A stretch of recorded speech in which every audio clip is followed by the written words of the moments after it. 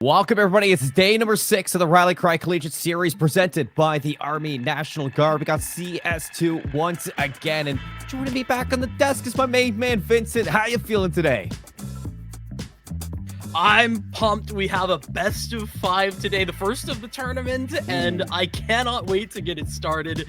Listen, I've been a proponent of not having best of 5s at times, but it feels like this is the perfect time. You know, I'm a little bit impartial to that decision because with the change to MR12, it feels like it has opened a door to best of 5s that just wasn't possible in the past. It's just way too long in the past, right. and now teams can cook, and they can cook a lot quicker on a lot of these maps. So I'm right there with you. It's gonna be a fun day of Counter-Strike 2, but before we talk deeper into this best of 5, let's break down what's going on with the prize pool here. The prize pool breakdown for not just Counter-Strike, but for all the titles that we have here in the Rally Cry Collegiate Series. It's a total of $30,000, Vincent. But over in the FGC, we got the HBCU FGC Series, $11,000 total, split between Street Fighter 6, Guilty Gear, and Tekken 7. Here for CS2, players are playing for a total of $8,000. Rocket League, playing for $6,000, and Madden, they're playing for $5,000. So a lot of money broken down between all of these titles, and a lot of action for you, the viewer, to be excited for, because I know you're here for Counter-Strike, but you want to stick around, hang out, show some love to Rally Cry. There are plenty of good players getting the spotlight within this series, within this collegiate series, and they deserve your love. They absolutely do. And listen, the beauty is that we are getting right down to the wire. This is where we start to get deep into those prize pools very, very soon. I realized that I think we're already in the money here for Counter-Strike. That was confirmed yesterday. So both of the games yesterday were actually money matches. Whoever won able to get solidified into those. And here's a little quick peek on what happened yesterday. Yeah, I mean, to talk about the games yesterday, won't be much to talk about as a quick 2-0s across the board for both of the series that we had. But for this Oklahoma Christian University versus the NC State Wolfpack, a little bit heartbroken to see NC State leave the tournament. I mean, this is a team that was very fun to watch, very exciting, and they showed a lot of growth. They did. I think some promise certainly there, but their reality is they just don't have the shooters like Oklahoma Christian did, and another big loss in Fisher College. You know, I was sold a bill of goods on that Fisher College team, and right now I feel like I got a little bit scammed, though they've had some difficulties getting all of their members and roster together for some of these games, but they're gone. They're done out of here to RIT in our first game yesterday as well. Yeah, you're just going to have to look elsewhere to see those rosters. It's fun and exciting to see RIT and Oklahoma Christian heading up for a little bit of a rematch, a grudge match between the two of them. That's going to happen next week down in the lower semifinals, and winner moves on to play the loser of what we have today, the GMU Patriots versus the Northwood Timberwolves. The Patriots, they're riding their dark horse once again. Ahead of them, the clear favorites, the unbent and unbroken Northwood Timberwolves, Vincent. And to start off with, the GMU Patriots, I mean, against all odds, they have now fought against some troublesome opponents and reached a height that no one expected twice. Is it time for us to stop doubting the Patriots? You know, I really want to say yes. I do, but the reality is they keep matching up against better and better opposition. I mean, Q in Northwood, but listen, they've certainly solidified their spot in the upper echelon of collegiate CS, but you and I both know Northwood is a different beast. Yeah, we do know that, but GMU, they stepped up to Fisher, and they looked really, really good, even almost taking them down onto their map pick of Ancient. So it's something to take away that this GMU Patriots team, they're reaching new levels that they're really looking to kind of hone in their craft now to take down teams like Northwood. We have to give them the benefit of the doubt, but on the other side, Northwood, they seem to be like they're on a warpath right now. We've talked about star power on a lot of these rosters, Vincent, but this doesn't even feel like star power. It's a step up from that. Is this year just the season of Northwood CS? You know, listen, it's only March, but they have to be the early front runners. I mean, we started this entire show back a couple of weeks ago asking about where Northwood are at because we hadn't seen them. Well, now we have. This team was purpose built to take on the Davenport dynasty, and well, that dynasty, it's fallen apart. It's gone. We don't see them anymore, and given the way things currently stand, I don't think there's anyone in their way, especially when you consider how difficult it is to play against this team. With five different Northwood players top in the charts in the last 5 maps played in this tournament, it's why they're so hard to play against. They're terrifying. Anyone could be the best player in the server on any given day, along with a loose style.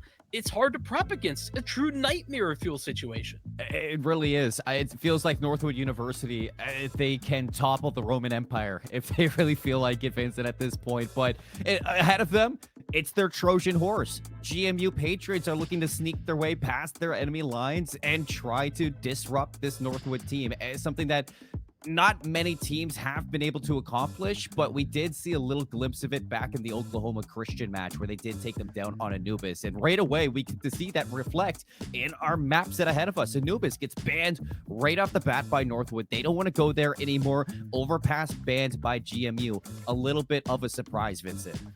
Well, you know, it may seem like a bit of a surprise, but let me put it to you this way, right? They watch Northwood rock RIT on that map, and GMU are familiar with RIT on that map. They know that RIT are good, not to mention it's more of a permaban for GMU. Not entirely, not every time, but it is interesting to see. And actually, we're jumping straight into the action. We got Northwood's pick of Mirage up first. A map, by the way, Seymour, that they only dropped 12 rounds over the 3 maps they played in this tournament on. I mean, come on. Stats don't lie. Northwood, they know ball when it comes to Mirage. And GMU, I hope they've been cooking, doing their homework, because this is going to be a long, long day of Counter-Strike for them. Starting off on the CT side, you're looking to scrape away this pistol, but Escape is going to find the better of Zoker right off the bat. The B side has toppled. Yeah, and well, everybody's coming in from the same positions. Everybody in market. This is a bit problematic, but they got to try and close the distance. Get these dualies into position. Dooley's just not able to make a play. Solgo, Tix, and Ellis, they all escape from their shadows. They make some noise, and they take the pistol round. Northwood strike first in this winter finals, and they look good, not losing a single member. I mean, just the crossfire set towards the site on the back end of that round. Take a peek, right? On Solgo, it's contact. It's going to be Tix and Ellis just all swinging at the same time. And you have 3 Ts down that same lane that devastate the entry that GMU wanted to put together. Retake, not even possible given that. Here we go. GMU, they want to get this done. They want to get it done quick into the second round to the map. Last alive for GMU, just a USP cowering back into market, trying out the clock, and, you know, maybe hoping to fish somebody out of here, Vincent, but at the exact same time, it's moments like this that GMU, if they can make this a really prolonged round number 2, they can sit and they can talk about what they need to do inside of this rifle round. This is a moment where you kind of just expect them to relax and talk things over. I want you to recognize that the bomb only got planted like 10 seconds prior to that kill on Assassi. That's how much Northwood were just on the hunt. They just wanted to, like you said, GMU maybe get it over with. Northwood in the same boat exactly. But with USPs, it wasn't much to really write home about in that type of round. Here's the thing: Mirage has been a very interesting map, mostly because Northwood have been unstoppable whenever they go for this mid control. I want to see GMU take some space here early, or at least try to fight first. Looks like they're going to do that. Zoker and Buddy working together hand in hand to take control of mid. Zoker now looking to reinforce this A site, but Escape is going to refrag this immediately. Shipsy tucked away in triple, back and forth. It's Buddy to split the difference. And Northwood have been cut into a 2 versus 3. That's something to work with, and look at how disparate these 2 pieces are. The bomb is all the way deep into T-spawn, and Nice is just about to take a fight out here towards Connector. That's good information. That'll give something away. That being said, Looks like they're going to double down towards A, and it's the right decision, Seymour. The bomb's headed out ramp, and there's only one player here. Nice is so disconnected from Ellis.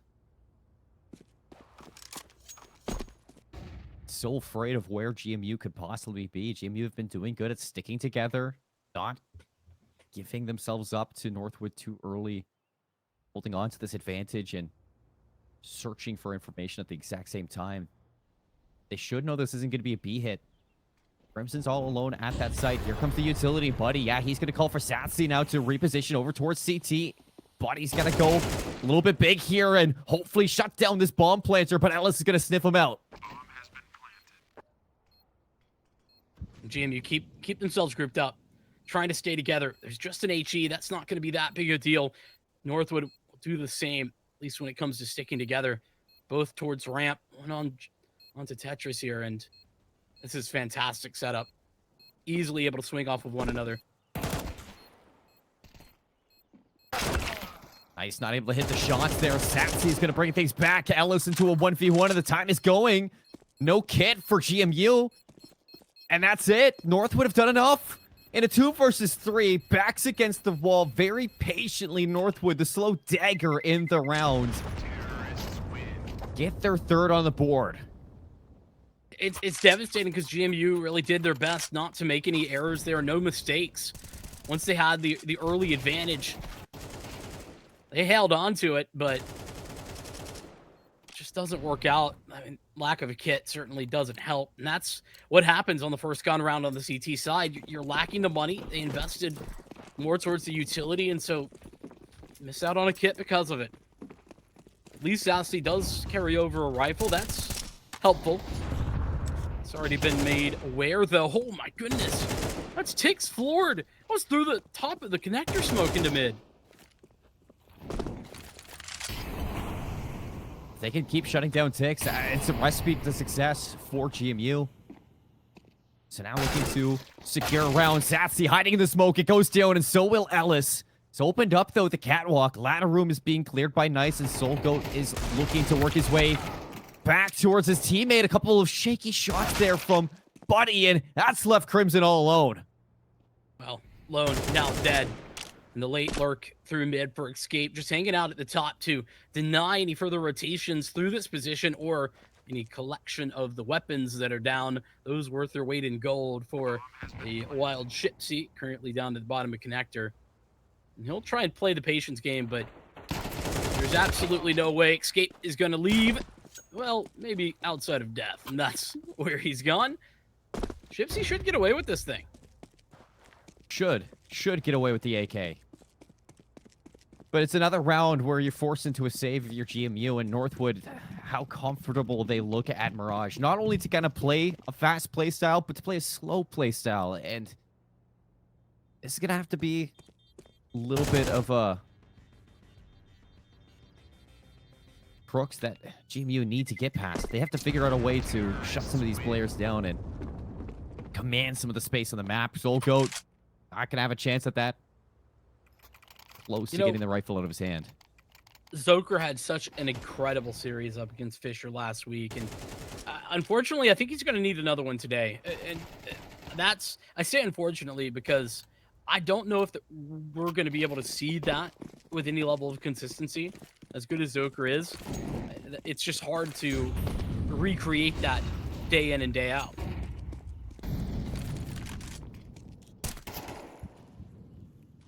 To see it nonetheless.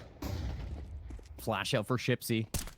New kid on the block for GMU, but hasn't been able to make any noise just yet.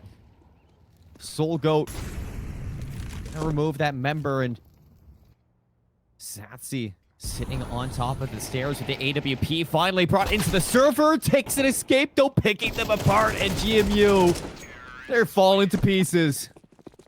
It was like, blink and you miss it. These guys lurking out towards the A site. That first duel comes down, and then everybody gets prepared to actually take the fights, and GMU fall one after another. It was the two players out mid. It was Ellis and someone else. I think it might have been Escape. Regardless, out towards mid is the cutoff.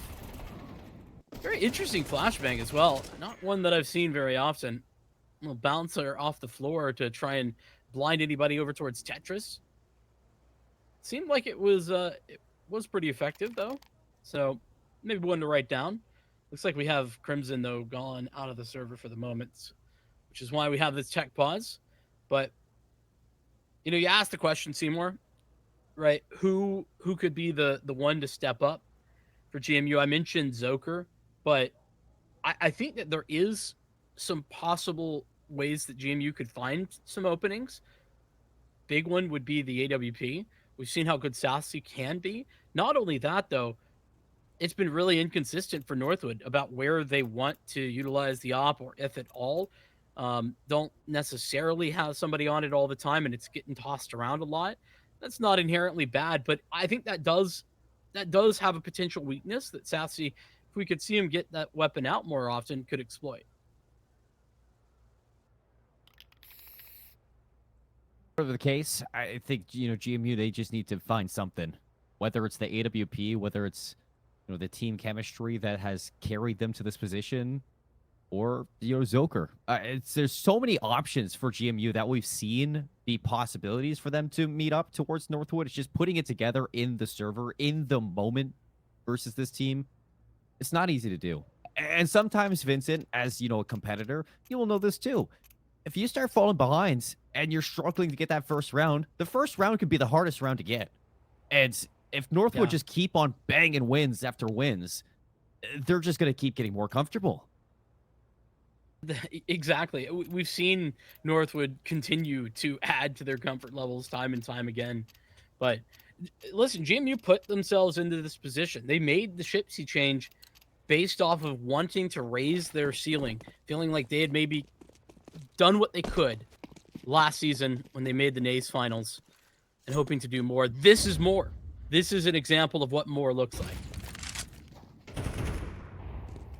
Another first blood to escape. Zoker followed up by Satsy. It's a round where they haven't really invested too much for GMU, but it's enough to feel that these early fights they are just over too fast. And Chipsy bought in pretty heavily. I mean, they have the loss bonus, so it's not like he'll be broke, but this is the save where you're getting all of the utility you could want. Not that they've been lacking it in the last gun round, but you also should be able to afford the op. Yeah. Something else that we want to see coming in from Sassy, which, I think Sassy does their best work when it comes to the AWP. Me too. Rumor has it that 1007, that's his record with the AWP in his hand. Is that the rumors going around? I didn't catch that one, but I believe it. We just have different insider intel. He's certainly 1007 against me in the 1v1s. Everybody is. Hey, I'm 1007 against you. We didn't even play a 1v1. That's false information. Yeah, but you're spreading. Tell me I'm wrong. No, you're not wrong. Oh, here's a change-up. Zoker's going to get the first to get the aggression for Zoker. Will find an initial frag, but quickly traded out by Tix. Now it's Buddy's turn, and this is where you need to start seeing the layers get thrown down by GMU. Trade after trade, kill after kill. Sassy now feeling the pressure. He's going to re-clear through connector, and a game-waking kill there from Tix and escape. They open up A just like that. Gotta see Zoker get away with that type of thing in the Fisher game on Mirage specifically. He was a menace trying to get in towards lower connector, then getting out like a flash of lightning. He was gone, and that was done. Not just single frags, but multi-kills as well. He starts out with a single frag up top mid, but doesn't have the support. The utility gets layered in behind him, and escape is impossible. That's the little things that Northwood, they are going to get right most of the time, and they do it again here. Escape is on Northwood. And that's why it's impossible, because you cannot escape. Escape is the only one allowed to escape. Is that what I'm hearing? No, it's just you can't escape when escape is hunting you. One could say there's no escape. No escape at all. Another pause in the server, Vincent, and I mean, Northwood just aren't missing. They're not. No. They're clicking. They're firing on all cylinders. I can use so many adjectives to describe them right now, but they are just it. They have the it factor inside of this game, and I'm getting hints back to the RIT Northwood game, where Northwood spawned in, and it just didn't seem like RIT could get themselves together. And we know how frustrating that was from words of MJB to play against. GMU already. I mean, it's early on into this best of 5. You still have at least 2 other maps other than this one to play. You want to push this one the distance. You want to make it go as far as possible. We need to see some life. Listen, it is Northwood's map pick, so I think that in the back of the head of GMU makes this a little bit easier, just a bit of an easier pill to swallow. It's never easy going down like 07, but a little bit better. Salute a team that can feel comfortable in this position, but it just doesn't seem like it's meant to be. A couple rifles together here for GMU, sticking together at B. Zoker with an AK, hoping to maybe carry this into the next round, but he is going to be weeded out by this Molotov, and no collection of AKs here. It's only Northwood that can use those weapons. GMU have run into a brick wall with regard to their initial strategy. They've clearly tried to put a lot of presence towards mid early. They've tried to take the fights. They've tried to get the op out in order to provide support for those fights as well. And none of that has worked. Now, GMU, these Patriots, they're being tested on how can they adjust, what's next in the strat book to try and find an answer to the Timberwolves.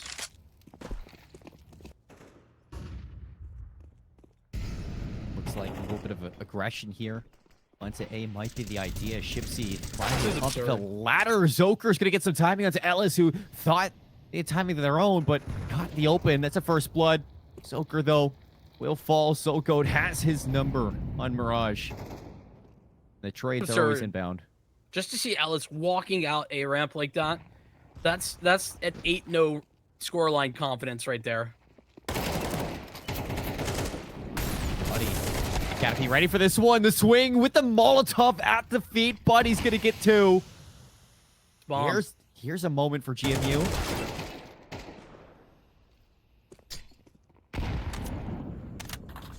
So good. Lucky to stay alive at the first one, and the second, HE will do him in. 1v3 is the requirement for escape. Saw 2v3 earlier. This is where Northwood start taking some risks. You watch Ellis walk out a ramp, just hoping to catch a timing, hoping to find somebody not watching him. In the same situation, contact play up Cat, where Buddy stands tall. 11-2. You're gonna have to go 14-2. You want this round win. GMU hoping to see them hold hands and trade effectively. You don't want to give Escape 3 separate 1v1s. That would be a travesty. That might be the round, but Buddy holds strong, swings out, and he's going to remove Escape, putting the round on the board for GMU with a big triple kill. Massive from Buddy, considering, one frag prior to that round. Picks up the 3K. It starts right here. Nice. Maybe looking for a flash from somebody, or maybe just clearing ladder. Regardless, wasn't looking the right direction. So Northwood, they do bleed, be it currently just a little bit of a scratch.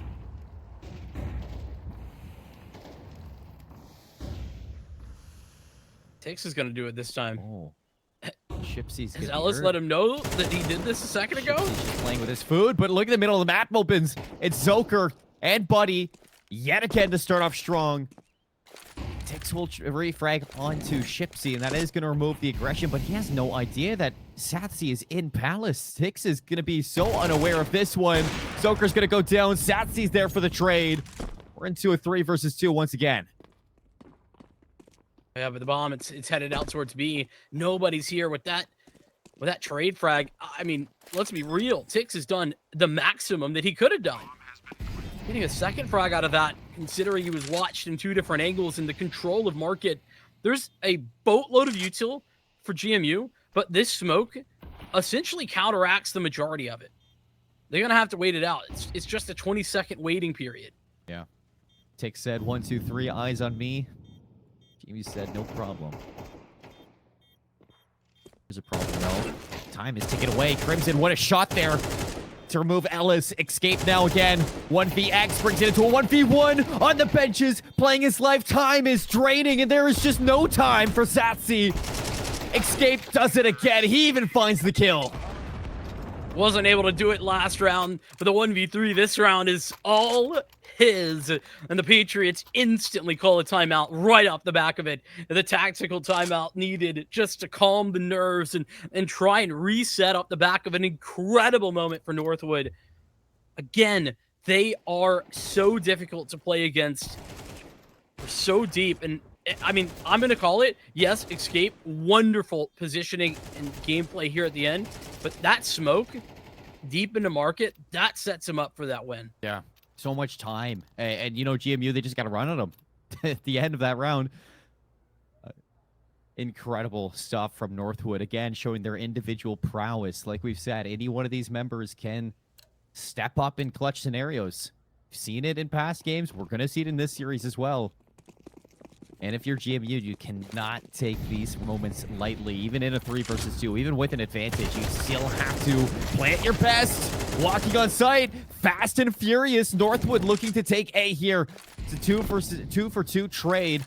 It's not going to stop Ellis. He's going to head up to Sandwich. And Satsi It's another B stops him there. It's all a ruse. Oh, we run it back. This time, Nice, the second player into position, got Escape back in business. Taking the fight, and a Molotov. This will cut him off once again. There's the smoke as well. Escape going to be able to toss that in as the molly fades. Both playing here. Nice re-engages. Crimson's going to trade it. 1 versus 2. It's Escape. Same situation, different position, and Crimson's not going to falter. No kit, but there should be time. And GMU, wow, scraping for some of these round wins. And Northwood getting a little bit of trickery there. That time, the plan from the very beginning was for it to be a fake out towards A. I think they realized after last round how incredibly fast the rotation call has been for the Patriots. And I smell some blood in the water, but this decision to play so aggressively, on the one hand, what a decision, but if you get that first, you have to just get out of there if you're Nice. Giving the Patriots some road to work with, you know? No longer a unwinnable situation. Through the fire and flames, Escape now. Looking to head things into A once more, though. Zoker from downtown takes him out. Takes his steal aggressively onto Tetris, and he's looking to flash himself out, but Chipsy wants to get aggressive, still going to be blinded, and Zoker's looking to come to the rescue, and that's going to be enough to dissuade Tix from that angle. It's going to take us back over to B once again for Northwood. Solgo with a Tech 9 and an AWP ahead of the Molotov, looking to beat Crimson out to the fight, but it's not going to happen. Crimson standing tall and standing strong. A third round for GMU to finish this half, 9-3 down. Those 3 rounds, I mean, massive for the Patriots, but at the same time, that's Northwood just stopping their respect, right? They were playing with some semblance of respect previously. In those last couple of rounds, they just ran at them, trying to overwhelm with pace, with speed. And sometimes that's going to work. Other times, it won't. And the Patriots, props to them for really stopping that. It can be so difficult. And I think if the Patriots couldn't stop those rounds, that might have been the tilter to send them over the edge. I mean, all things considered, though, too. It's 7-0 start to this game. You finished the half down 9-3. It could have been worse for GMU. Oh, for sure. And if Northwood are going to sit here and play with their food and play with confidence, GMU, they need to take those opportunities and punish them. Yeah, they absolutely do. That's what they do there at the end of the half. Same time, you know, it is an easy line to kind of straddle for Northwood. On one hand, you know, playing aggressive, that's what's going to give them some of these flashy moments and some of the difficulty that other teams find playing up against them. But it does also give opportunities over to GMU if they can stand tall like they just did. Triple stack on B from Northwood, and GMU are going to hit this head on. Soul Goat's got the Zeus. He asked. was listening to me yesterday. He knows. Watch the VOD. And they've baited him in. Tix is going to give it away. Sells it. And there it is. Zapping with the Zeus. And Shipsy's all alone. Northwood and the Pistols. Name a better duo. Soul Goat. You love it. You love to see it. Just a little fun on the pistol round. That's their second. As they pull it back. Buzz, buzz. Then pew pew right afterward. I mean, I said it before. I'll say it again. I love the Zeus kill animations. They are great. They redid them, and I appreciate that. It is the details. Here's a GMU force buy. Not a lot that you could have expected them, considering how far down they are. And here's a callback too, Vincent. Back in the game versus Drexel, all the way in week 1 for Collegiate. This is almost a similar site that we What do you mean? Is that an AWP or is that a Nova? They had no head armor, so there is that, but still. Anyways, back all the way in week 1 for Northwood, they played Mirage versus Drexel, and Yeah. A-Site was not on the cards for Drexel when it came down to their T-side, and it was because of Ellis and the control towards ramp, or that Ellis kind of has throughout the entirety of Mirage. And you got to be careful. I mean, because Ellis is prone to getting aggressive in this angle, and GMU, they can expose that a little bit if they have been doing their homework, if they've been preparing properly versus Northwood. There's just a pile of utility over there. Oh, buddy, that's tough. That's unfortunate. How much money is this gun again? Not enough, I guess. Oh. Oh, here we go. A couple kills with the Eagles. How much money is this gun? Yeah, this gun, I don't even know what the actual cost is, but I know how much he just made. And that's $2,400. Cash flow is great there for Nice. All right, here we go. It's the Nice challenge. How long can you hold onto this Nova, and how much value can you get from it? I mean, he's already done well. I'd say this is good value currently. Right now at Northwood, heading into this next round with a double op setup.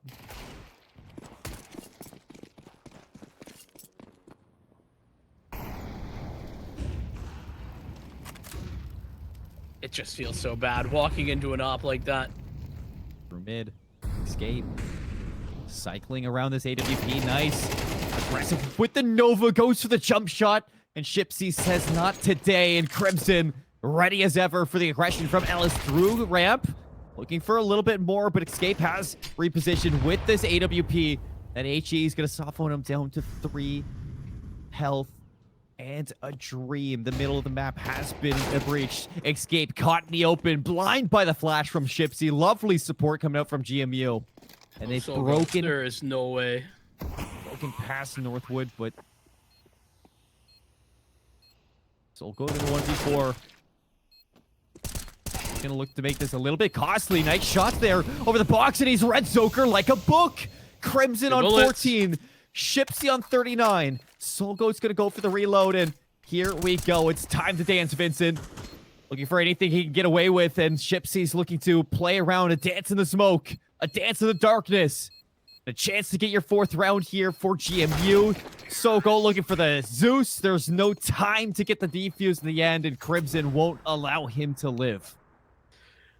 The crazy part is that was a winnable 1v4, which just should never be in the repertoire for me as a caster. That should just never be the case, but it was.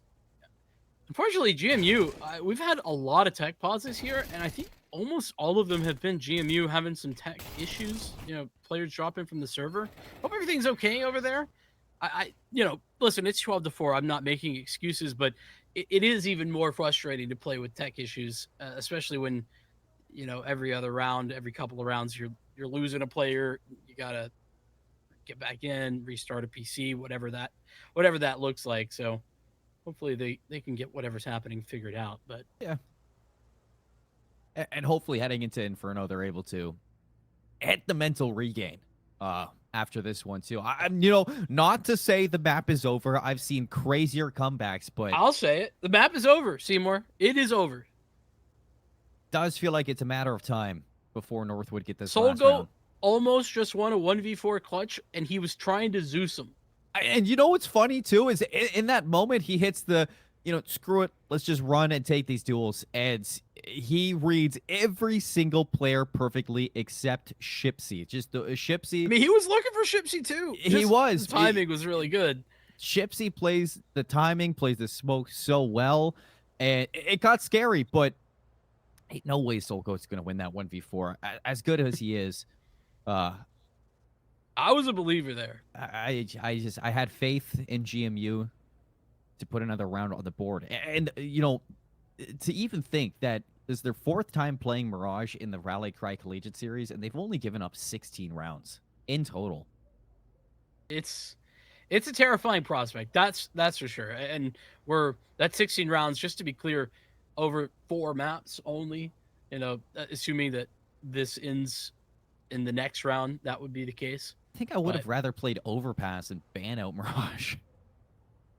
I mean, the tough part for GMU is that Overpass and Nuke are pretty much their permabans. They play a little bit of Overpass. I think Nuke is actually their perma, but it's very unfortunate to have regardless. permabans. It's a big talking point for not just, you know, this esport in general, but for a lot of esport.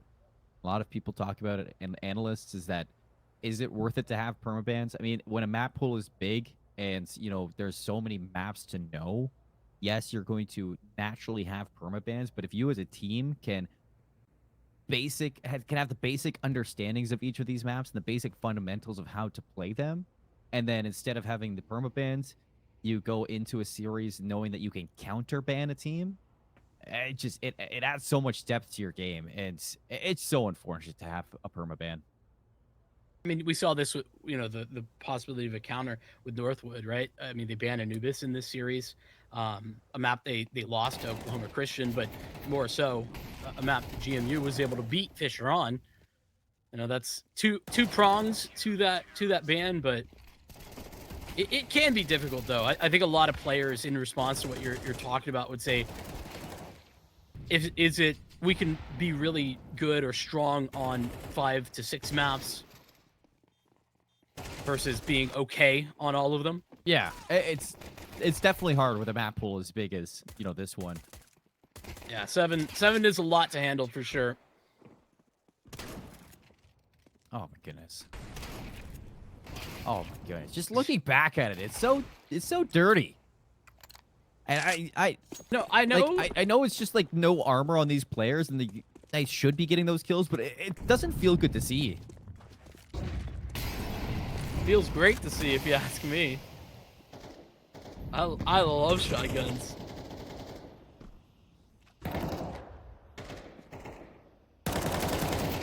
Tell you one thing, Patriots do not. And Escape on the idea that he just wants to walk out on this one. Buddy getting ready to throw Molotov up towards Escape. He's going to drop a smoke at his foot. There's a little bit of a gap there, and Tix is going to drop Chipsy all the way down to H18. Ellis goes down on A, but nice tucked away, and Firebox is going to trade things one out. GMU, they don't stop there. They're looking to take skulls, and they do it one by one. Just so, well, I was going to say a one-man wrecking crew, but more like just a line of wrecking balls, one after another, Look at that. rolling through. A team ace. Everybody getting a little piece of the pie that round. That's something to latch onto for the Patriots. I think that mentally, I'd probably be out of this map already, but they're still here. They're still ready to roll. It's a long road back, but I mean, as you mentioned, game is indeed not over till it's over. Yeah. Despite what I will say. You know, something is the reason we're casters. Yeah, something like that. This one, finally, Northwood on their first eco round of the entire game. Oh no. 2 AKs recovered. And nice. He's in a perfect position to kind of spoil the fun at B. Zoker's looking he's for getting him. hunted. Where's the bomb? The bomb is getting recovered all the way back towards their spawn. They're going to pull in apps, and they should know that Nice is here. Well, it was either go back towards underpass or try and fight out through mid, regardless of what it Just gotta be was. careful. They are I suspicious. don't know if he spotted Tix there. No, he didn't. Oh my goodness, He he was didn't on even his see him. screen. He didn't even see him. No teammate to call it out either. GMU. They need a glasses Oh, sponsor. timing. Luckily for Satsi, he's going to get the good timing versus Nice, and now it's all down to Tix. 1v3. We've seen 1v3s from Northwood. Does it end like this? He gives himself away, and Putty says, let's keep going. Oh my goodness. Just my breath caught in my chest at so many points in that round. Whew. I Sigh saw of relief. I saw for the the stars Patriots. aligning I know it, truly. in another See world. those first couple of kills, and then the AK's recovered. If Nice is just looking the right direction, or we don't see that preemptive shot from Tix, it's a different story. But the force buy fully denied. It'll be a half buy this time for the Northwood University. You know, in another world, another universe, on Earth 132, that may have been a Northwood round, but hats off for GMU. I mean, they are slowly crawling their way back into this one. What a play, dude! That's absurd from Tix. I just want you to realize what just happened there. It wasn't even Seymour. his nade. Yeah, GMU needed the smoke for themselves, and then Tix sees it happening and runs them down to get a kill. It's taking things into your own hands right there. It's the ability to do that from Northwood that is ridiculous to see sometimes. But it's moments like that just, it's why I say, you know, like there's star power on a lot of these rosters, but Northwood just have a deeper understanding. What is this ugly pastel MP9 that Nice just had? Wow. That is harsh. Listen, I am here to give opinions, and that's one of them. It is what it is. Nice has been given a chance to play. The whiff on the AWP. Molly's going to force him out into the open. Everybody is here. Nice in the 1v1. It's falling apart yet again. No kit for Nice, so Sassy just needs to play the time. 21 HP. The AWP crawling around. Nice spots the shadow, but Sassy hits the shot. Will he get away with the AWP? Yeah, plenty of time. It feels like, listen, to the GMU fans out there, this is not meant to be disrespectful, but it feels like Northwood are kind of just playing around, and, you know, if at one point somebody gets that 1v3, great, we win. They have rounds to give away. Yeah. But, you know, at some point you have to say enough is enough. Now we see that rifle rounds coming out, and Buddy Sassy absorbing the aggression together, and look, a flank from Shipsy, so quick to get into position, and Crimson brings this into a 1v4. Nice. Gets the better of one, so 1v3 on the table now for Nice. He's going to catch Shipsy, tail tuck between the legs, and cut things down to size. Buddy, 5 health. Sassy, full health. He's guessed right, Seymour. Nice has just booked it over to the B site, and that's exactly where the Patriots are walking, creeping their way through. Sassy's leading the charge with an AWP, and Nice is going to slip into position where this op simply won't be able to clear easily. So dynamic. A revolving door. Northwood, just one goes through, and another one is soon to be there. And Nice is in a position to stab them in the back. They're not Buddy hasn't checking checked him. it. So much noise.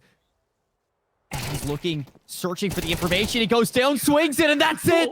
13-7. Nice in the 1v4. Everything goes right. And Northwood take the first map of the winter finals. And listen, I did say before, it seemed like they were fishing for one of those rounds. It was an almost 1v4, then an almost 1v3, then an almost 1v2, and then the 1v4 actually happened. I mean, Northwood, they are able to do that and make it work, and there's almost no other teams in this tournament that can make that happen. It's impressive. It's frustrating, I'm sure, playing against it, but for people watching this one, people, you know, admiring this Northwood team, you just got to look at it. You got to be like, wow, I can't believe these players can do what they are doing here inside of this tournament. And I think that, you kind of put it correctly at the start of this whole tournament, or at the start of this series.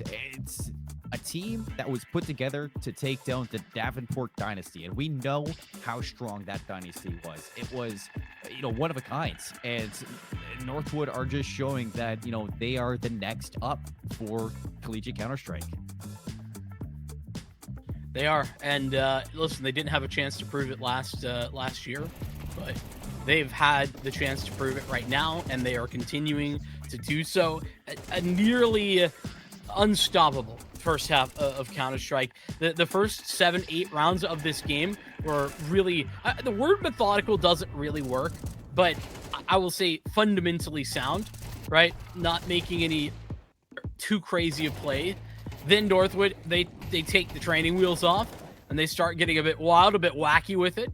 And that's where GMU were able to find some answers, have a solid enough performance. And I do think that for GMU, Seymour, them being able to put some more rounds on the board, even if, again, from our perspective, Northwood were playing a bit crazy, it does add to the confidence. A kill's a kill at the end of the day. And you'll feel that in ranked games, you'll feel that in ESEA games, you'll feel that in tournament games.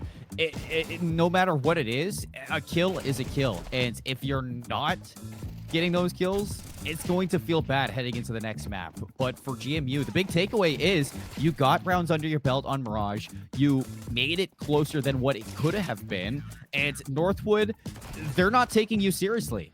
And if they're not going to take you seriously on your map picks now, this is where you can start to climb your way back with that confidence. Yeah, I love that perspective, right? Because Northwood aren't currently taking this game particularly seriously, And what do I mean by that? They're doing their best to win, but they're getting a bit out of sorts at times, right? They're trying things that they wouldn't necessarily be doing in a more serious scenario. I think GMU first step, obviously, is to have them put some respect down. I think they started to do that towards the end of this map, and their opportunities are going to come on Inferno. That's their map pick, and that's what's coming up next. I mean, Tix this play, like, that is in essence that disrespect. But you started to see a little bit of that respect get shown from Northwood towards the end. Not this round, but the round coming up right here. The heavy aggression from Northwood. They stack mid. They try to kind of pick apart GMU. It doesn't work. GMU, they read the aggression, and they absorb that aggression with patience. And not only that, they had Shipsy quick flank through underpass to take the last player out too. Give them that 1v4 scenario. It doesn't work out, but you can see the pieces falling together, and you can see the confidence starting to rise for GMU within that game nonetheless. Northwood, they did show some respect until that 1v4 at the end there. I think Nice just had everything go right in the moment, played it fantastically, very dynamic, and 20-10, I mean, those are some good numbers. I always say about like 1v4 type of scenarios, it takes a ton of mistakes on the part of the team with 4 for that to happen, and that's true almost universally, but that was a situation where Nice actually made his own luck. He forced mistakes and/or was making the right reads to pull that one off. Yeah, exactly. The timing in mid, he heard the audio cue, then the read, they're headed back towards B. I know, I'm just gushing a little bit, but it's rare that you see a 1v4 in that manner. I enjoyed it. I had a lot of fun. GMU, though, I think they're going to want a little bit more fun, and that's looking towards him.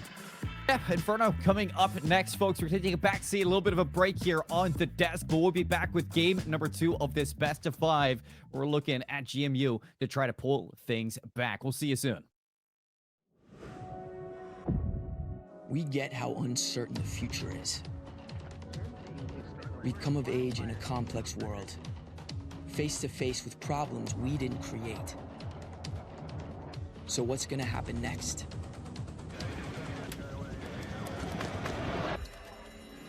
We are. Because our future is the future. The life we have chosen has prepared us for this. So we're going to build bridges and hospitals in a day. We're going to save families from disasters and feed those left in the cold. We're going to do all this and more because we have an appointment with destiny. We invite you to join us. The next greatest generation is now.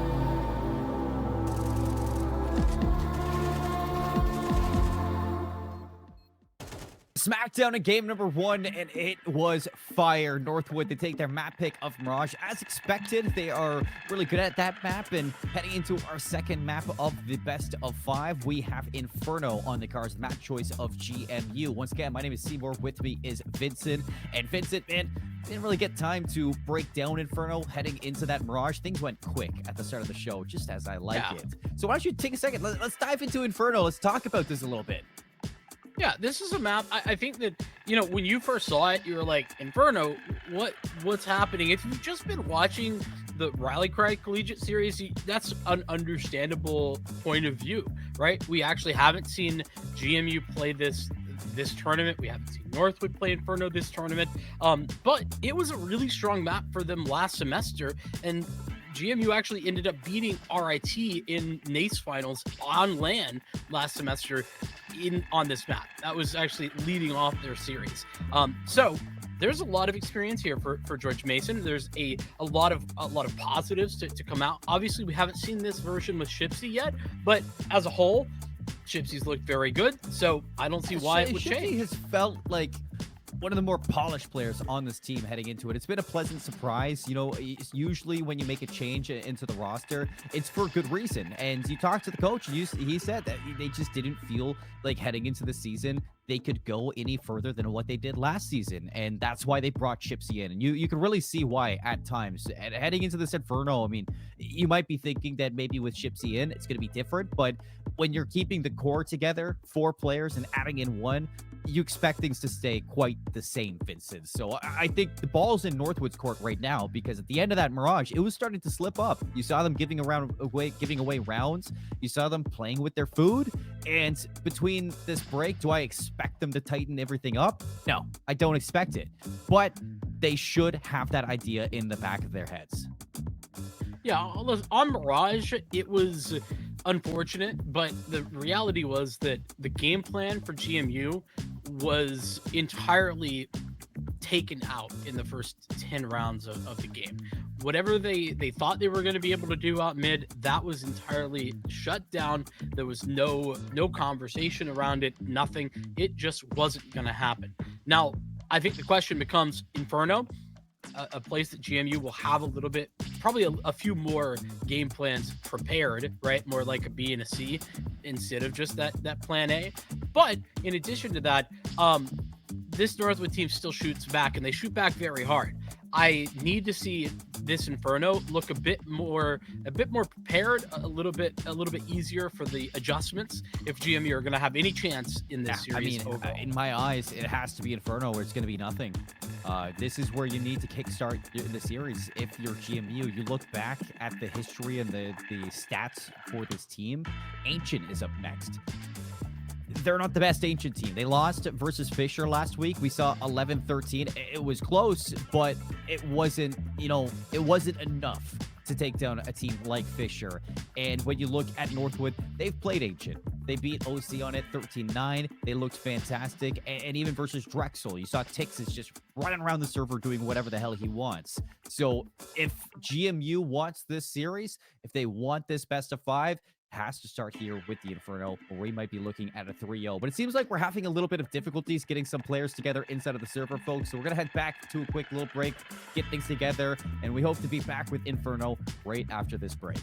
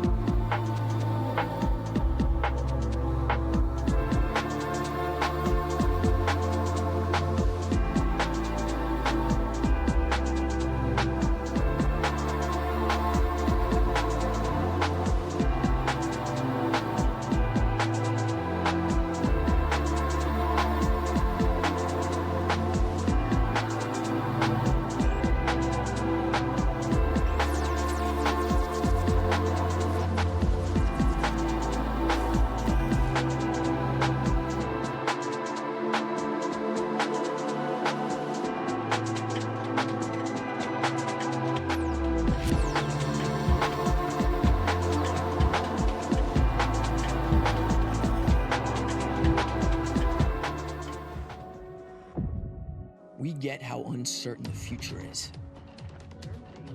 We've come of age in a complex world, face to face with problems we didn't create. So what's gonna happen next?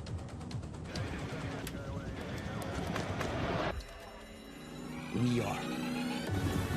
Because our future is the future. The life we have chosen has prepared us for this. So we're going to build bridges and hospitals in a day. We're going to save families from disasters and feed those left in the cold. We're going to do all this and more because we have an appointment with destiny. We invite you to join us. The next greatest generation is now.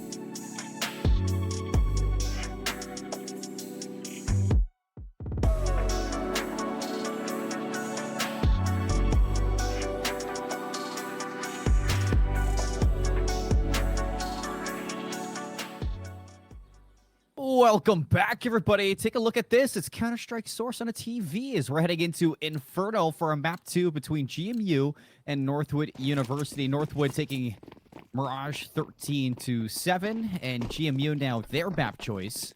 See if they can pull it back, Vincent. I want to know what the refresh rate is on that.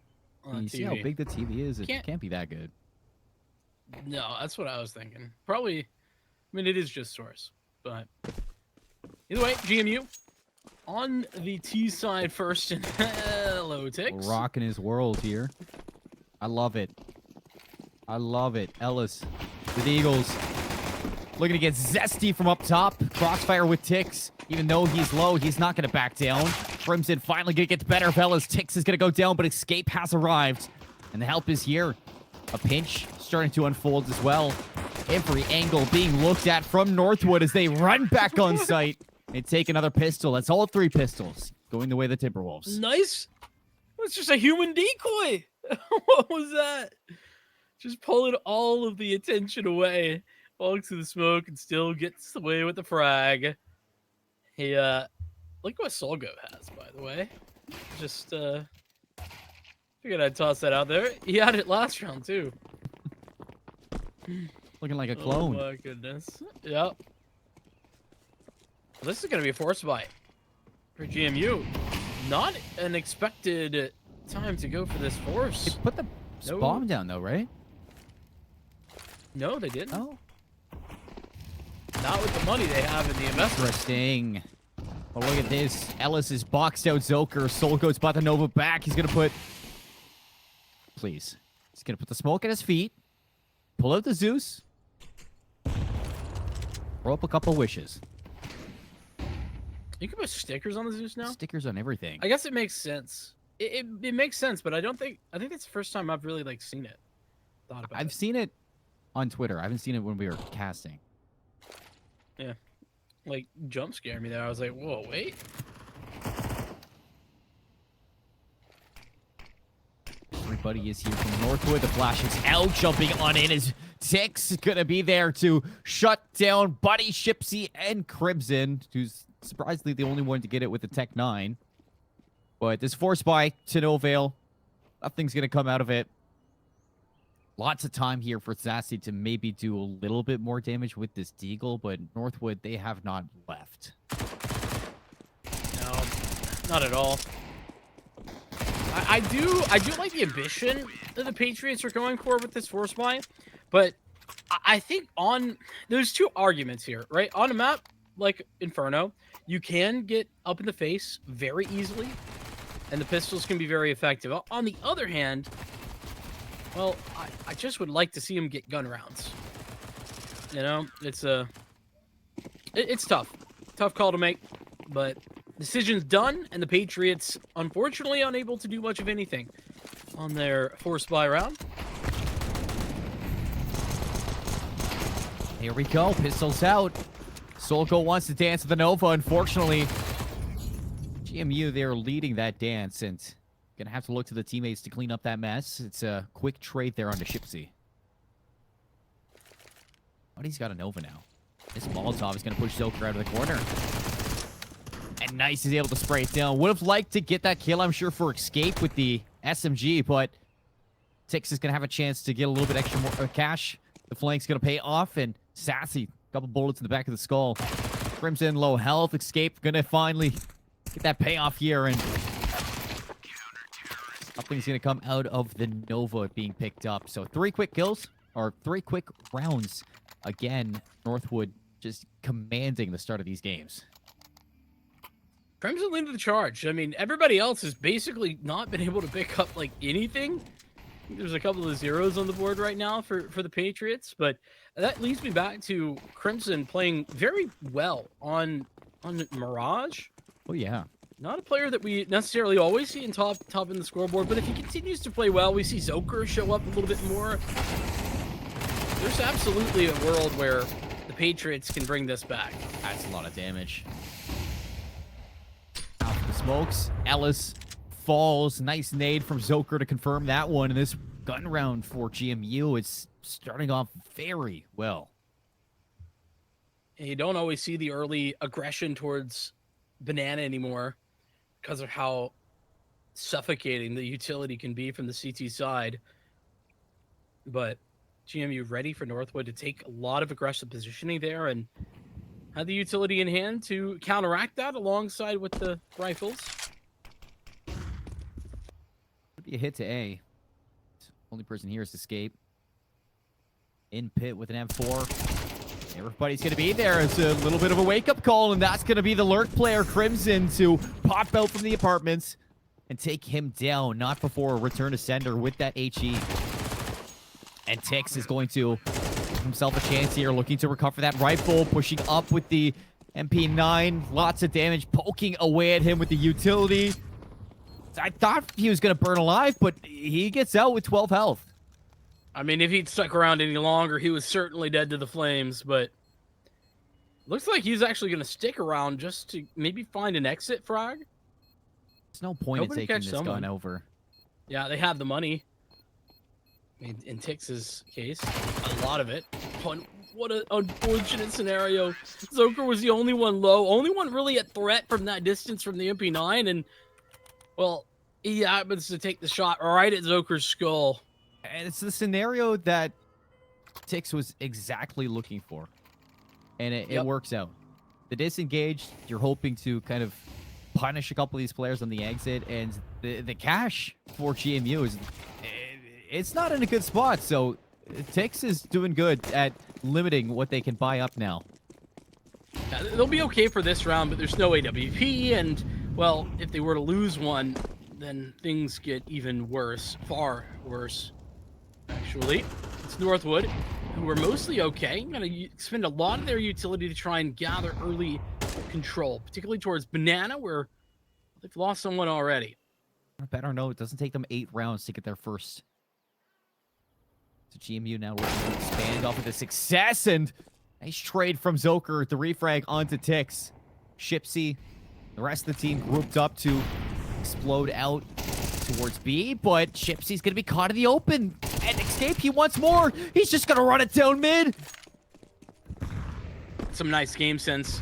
Playing it together, Northwood isolating a duel and realizing off the back of an audio queue in apartments that there might be somebody chilling out in mid. That is definitely the case. So man advantage. What's up? That was an AK skin, right? In Zoker's hand? That's not default. Oh yeah. That's beautiful. Forget what it's called. Kind of looks like a red line, but it's not.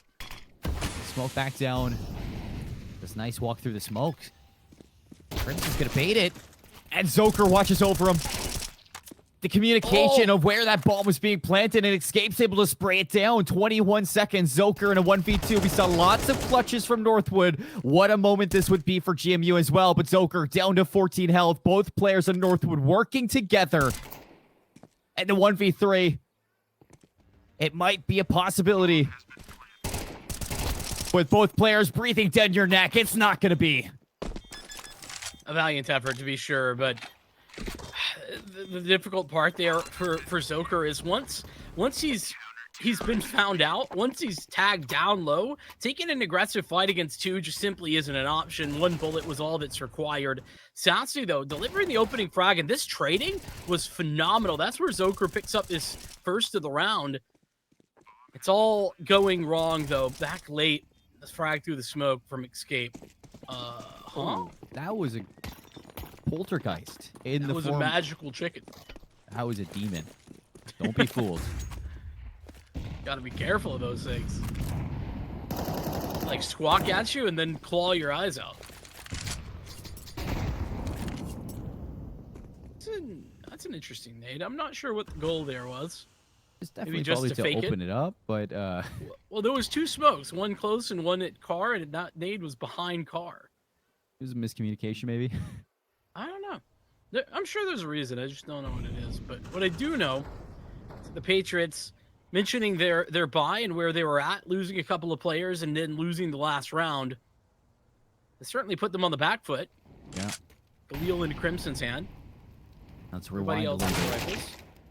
to the round where Tix gets that exit kill, and look at the cash on GMU and the utility that they now have for an execute. They're going to get the kill onto Nice. It's a big frag to pick up to open up this round, but now their utility is starting to drain, and they don't have time to wait things out. And now they're into an even 4-on-4. It's good to see Ellis taking this fight, equalizing things, falling back, and then has his teammate tossing a smoke to cover off the retreat. Look at the time, Seymour. 30 seconds. This smoke is so great because it denies. There's another smoke here. Oh, but it might be off. That might be off just a little bit. There might be a gap. There is. Sass is going to walk right through it, but Ellis, he knows as well. He's going to use that gap to his best ability, and Tix hasn't made any noise. Buddy still going to check it. Not going to get the kill, though. They all line up for Tix. A triple kill backside Vincent. It's brutal. Phenomenal spray control from Tix right there. And that's why, listen, on release, everybody was like, A1S? Yeah, it's just the best. Especially because the spraying was a little bit rough. But I've been seeing more and more players opting into the A4. And it's that reason. A1S doesn't do that, my friend.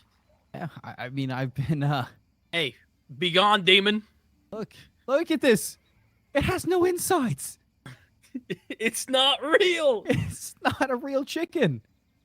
Don't be fooled. These things are out to get your elo. They truly are. It's terrifying. Oh, look, and GMU, their money is busted, as we talked about last round. Off the back of that loss, Tix, another fantastic moment from him. Soul Coach sees nothing information is going to give it all away. He knows they're all going to work together, bundle up, and from the skies, he jumps out like Superman. Oh my goodness. Soul Goat, he was so committed. Didn't even go for the reload, just wanted those ecos. Bird, it's a plane. It's Soul Goat. You gotta share those things, my friend. You know, let everybody get a couple eeks. Oh, he's farming. Farming. If Soul Goat were a farmer, what crop would he farm? Patriots. That is not what I was expecting. Oh, and he's gotten past the Molotov, too. He's coming back for more. Lovely, lovely there No, from thanks. Gypsy to understand that that's a possibility. The aggression has been brutal from Northwood throughout Inferno, and they know that the Timberwolves are not afraid to make plays like that. So this time, they dot their I's. They cross off the name. Somebody dropped the painting there in the doorway over in apartments. So I don't know what happened there. Redecorating. Guess so. Gypsy didn't like the way Soul Goat was redecorating, though. No. So he shot him in the side of the head. Look at this from Northwood. They've stacked A for the time being. Can see a late rotation back from Tix looking to reunite with Ellis. That's the right call to make, too. GMU, they're going to take an audible back over towards B. All members here. Spot, Ellis, man. he's been great in this spot. Can he do it again? Looking for two. Gypsy shuts him down. And now it's up to Tix to stop it. Absurd off angle there from Ellis. Probably should have gotten out with the one. Crimson, he's been waiting. Tix gets two, but it's not going to be enough. A 1 versus 2. Escape understands that these players are separated. The smoke's going to go back up. The bomb hasn't been planted yet. Yeah, Sassy, understandably a bit questioning about where Escape could be located. Escape might catch a timing here. There ain't no way. He's going to go right through. 1 versus 1. Crimson rotating from Banana. He puts it away. What a scary, scary round. What a deadly guy. But it all starts with Gypsy just finding that timing and catching Soul Goat on the ultra aggression. There's nobody there for Northwood. That's GMU doing a good job of their early round utility. This is where Ellis, I think, probably just should have taken that kill and run with it. There's a lot of crazy off angle in the middle of the open. No one would have expected that. He stuck around. And a great trade towards the back end of the round for Crimson. It was down to the wire. All the way down. Nade up. Double nade. Wow. And Ellis just listens. What do you Just mean? listens for Zoker. I mean, they heard the nade make contact at audio cue. And just tossing a couple bullets down range through the smoke. Does enough. So doesn't win it out. Crimson off contact. The wall bang. It's a nasty angle, too. I really surprised to see Soul Goat not connecting there. But that's a big moment where instead of a 5-on-4, it's a 4-on-4. Even the low HP for Crimson, not going to be that big a deal. As long as they can stick together, maybe play a trade off of him. GMU not afraid to run the clock. We're down into crunch time. This can't be an audible to B. It has to be all in at A. No matter where you go, it's going to be a 2-on-2 or 2-on-4. So now you see this. Buddy actually beats out the flash there, trying to play for a little bit of a bait, but they put a smoke down in library, and that is going to force GMU to walk into the unknown. Escape inside pit. They cut them apart. Escape, and nice. They closed the doors. I'm a little bit confused there. GMU, they tossed the smoke for Moto, and I think they're trying to sell as if that might be a B split instead, heading through spawn, you know, a little around the world type of deal. But instead, they're trying to flash through their own smoke, and that wasn't what really sealed the deal. But I just Makes don't your know job about a that. whole lot harder. Look at this Totally one. back. Go right down mid. They have no idea. And he has backup too. Nice and Escape looking to keep things even. A lot of damage there from Nice, and Escape is able to clean up that kill. Sits us into a 3-on-3. GMU, they don't know this, but Escape is the only one at A. Yeah, but that's might be all they need. He has full kit of util. And an Iron Will swings out at just the right time. So 2 versus 2. The smoke goes down, and now GMU looking to get a little taste of their own medicine for the last one. Gypsy spots, ticks over the smoke, and locks down a 1 versus 2. Ellis with the MP9. Both players at separate angles. Upgrades to an AK, and it's a 1 versus 1. Zoker knows where Ellis is coming from. Ellis, he has no information. And Zoker on the right angle, just playing it so patiently, so quiet. GMU get a third. Nice off angle from Zoker just to close that one out.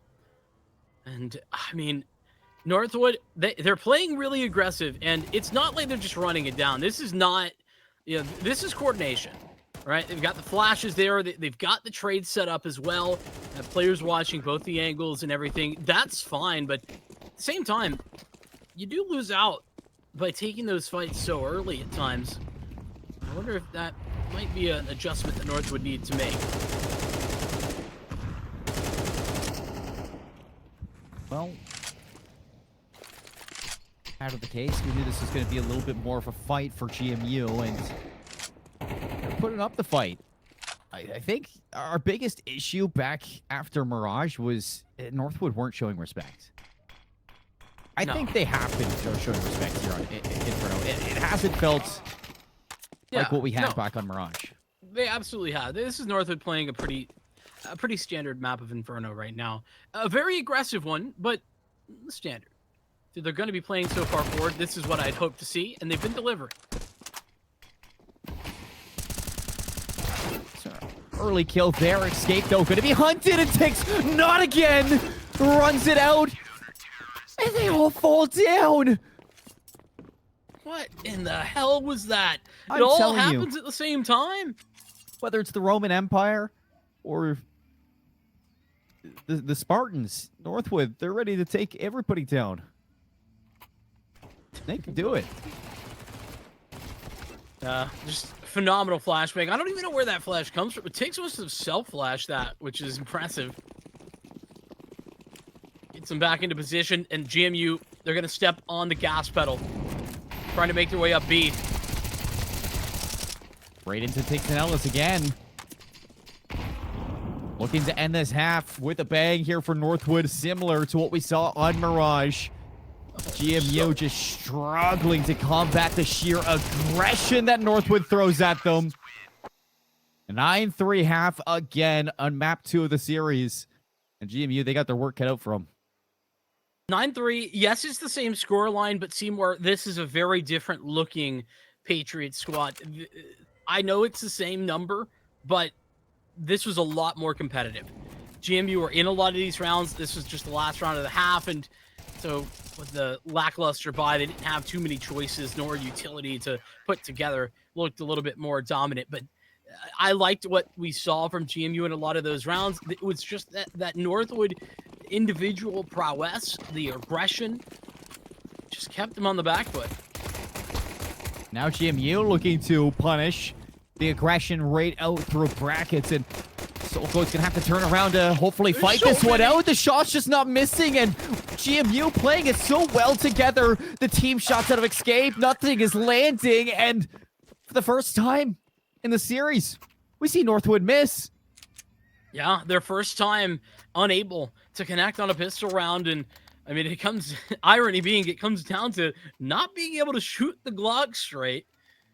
Man, whoever was, I didn't even see who it was, bottom banana, but that was definition of fish in a barrel and missing all of it. Yeah, they put the reel in just without bait. And I love that call from GMU. Shout out to their IGL, whoever is in their ears just saying, hey guys, we need some fire here. Yeah, Zoker, typically the guy making the calls, and don't know if he's the one who made that call, but I agree. Take it to the allow the Patriots to take it to Northwood. It's a statement. You're telling them we are not done. not scared. And they're reading this as well. Who are these Patriots? Okay, listen. To be fair, Seymour, they have the entirety of banana control. Where else are Northwood gonna be? Oh, but GMU, this is a very sound anti-eco. Yeah, I wouldn't typically put too much stock in it, but against Northwood, you have to. They were on Glocks that round, but even Glock rounds feel like they can be dangerous. So it does work both ways. Northwood are going to get the credit for their Glocks, and you kind of give them credit on the anti-eco. Unfortunately, it does set up a bonus that is incredibly bonusy. 4 MP9s is a lot to work with. And, I mean, if there's a map to do it, it is Inferno. But it is going to be interesting if they have to take any longer range engagements to try to retake towards the B site. Nade after nade after nade. Zoker looking to go up and over into the smoke. Grabs an AK off the body of Ellis and might be trapped, but he's looking to fight his way through this one. Buddy doubled up with Shipsy. Nice trading from GMU as they're making this one chaotic. Full banana control off the back of that. AK for the upgrade. And a nice trade situation over towards Bracket where Nice thought he had a position, but instantly gets beheaded by Buddy. And they have to re-clear it. Northwood, they have no positioning in this area. Bomb is currently alone at the bottom of B. Great Molotov. Go to Tix to get Silker away from that. Satsy out in the open. Escape. Not landing the shot. Satsy gets away. 46 health. The bomb's heading to B. Only person gonna be in a spot to hopefully shut this down is gonna be Crimson. It's dangerous for Escape to be so alone, or rather Tix to be so alone over there, but it's worked out brilliantly. Gonna clear it, but these MP9s, they've been something else.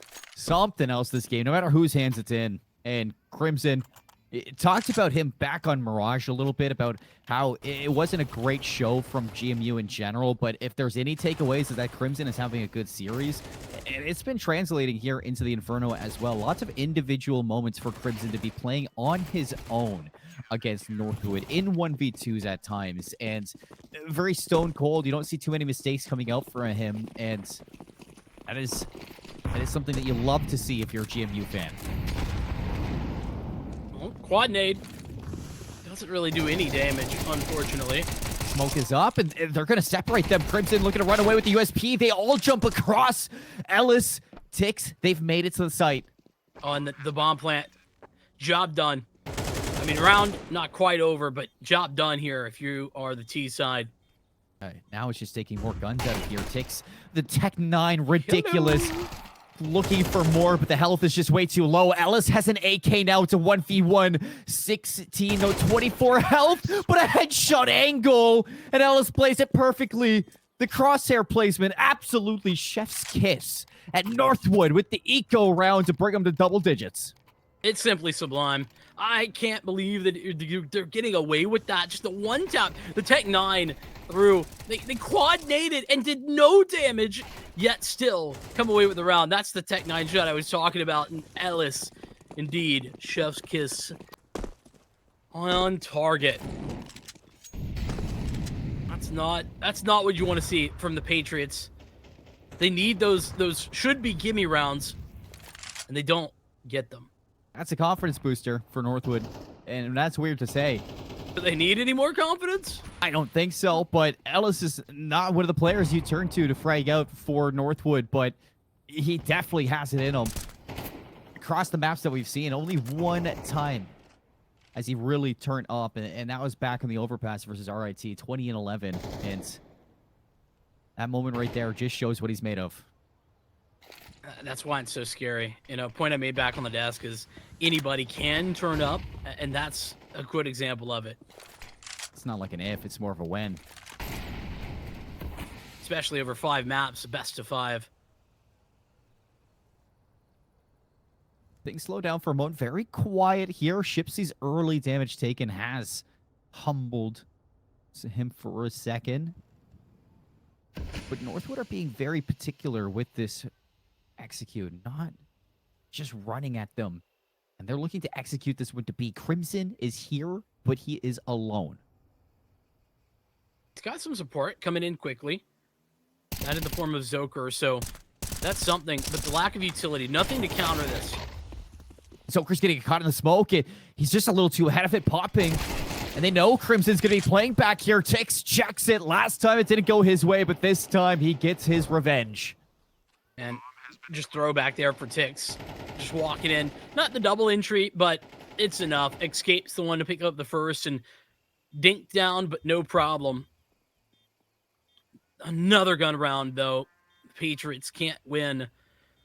They will need to hang on to this op, especially. The 2 rifles are critical. And Northwood are on the hunt. They're not going to want to allow this to be saved over. And the bomb's not even almost going. It's not even gone. They've got so much space to hunt.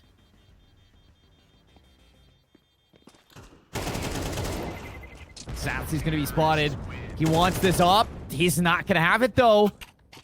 Shipsy's going to walk away with an M4A1S. And that is all that GMU are going to have heading into this next round. They might opt to buy up around it, but look at that cash. The dollar redos, yeah. Those are very unfortunate. 2K on everybody. The loss bonus such that they'll get a buy next round if they wanted to, but they're also giving up match point if they elect to do that. So instead, they'll force up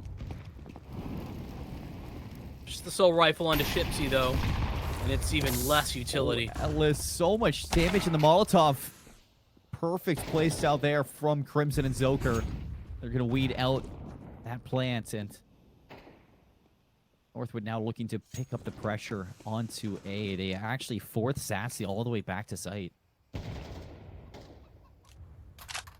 at least Zoker has that AK. Little recovery, and he's headed back towards A, where it looks like the majority of Northwood are going, but they still have the bomb dropped all the way into T steps. Zoker needed that. Nice is now going to put Shipsy a little bit of an island here with Sassy, a Deagle and an M4.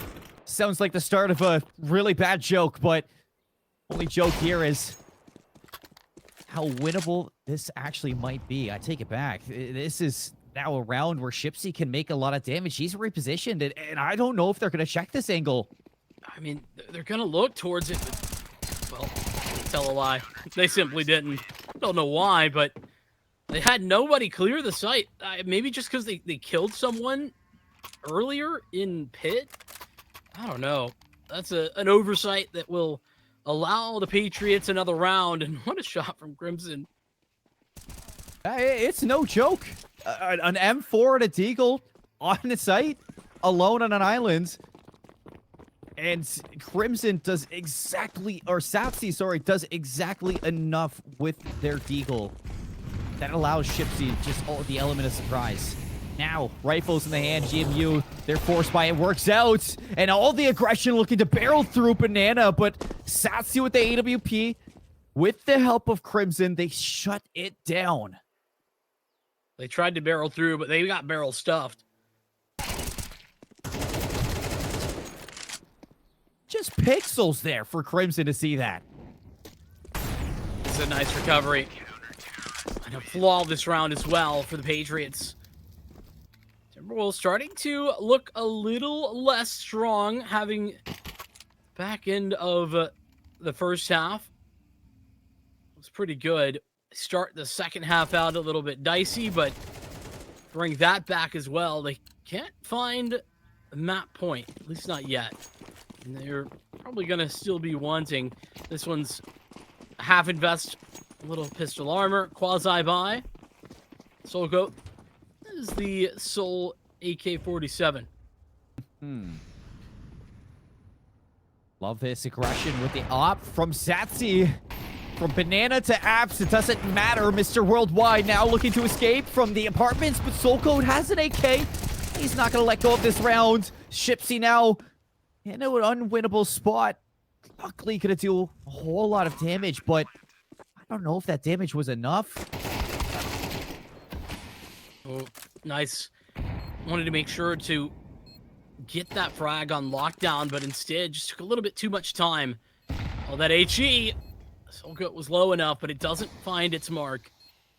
2 AKs and a flash. 8 on 20 kills. Can he find 2 more? Over the smoke, he brings it into a 1v1. Zoker looking to get this back, and he does. The kit, he has it. And Zoker finally turns up for the team in a clutch scenario when GMU needs him most. Speaking of turning up, though, Sassy as well has been turning up in these last few rounds. It's the opening pick this time. Getting Sassy more confident and into these positions where he can take space and take those aggressive fights is going to be crucial to GMU's continued success. It's got the AWP back out. You don't typically see a lot of op on the T side of Inferno. And I think it's part of where Sassy was struggling a little bit in the first. Now onto the CT side, and he's starting to fry. Speaking of frying. Okay. Ellis gets cooked. Fried Ellis. Doesn't sound very appetizing, to be honest. Yeah, I'm not a big fan of fried human in general. Good. I'm glad. I'm glad we had to clarify that. You know, I just didn't want anybody getting wild ideas. Especially not you.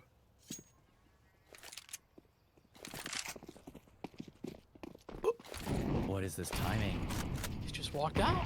They just walked out, and everything's just working on them. Shipsy has no eyes on this, and the nades are going to keep it back. The Molotov's going to allow Sassy onto an aggressive angle with that up yet again. He hits it. He's looking for more through the smoke. No shots to hit there. Hiding away. Solgoat slowly edging his way onto sight. And he's going to be spotted. The no-scope through the smoke. Sassy is alive and well, but now it's Tix. 1v5 turned into a 1v3. The jump shot from Sassy.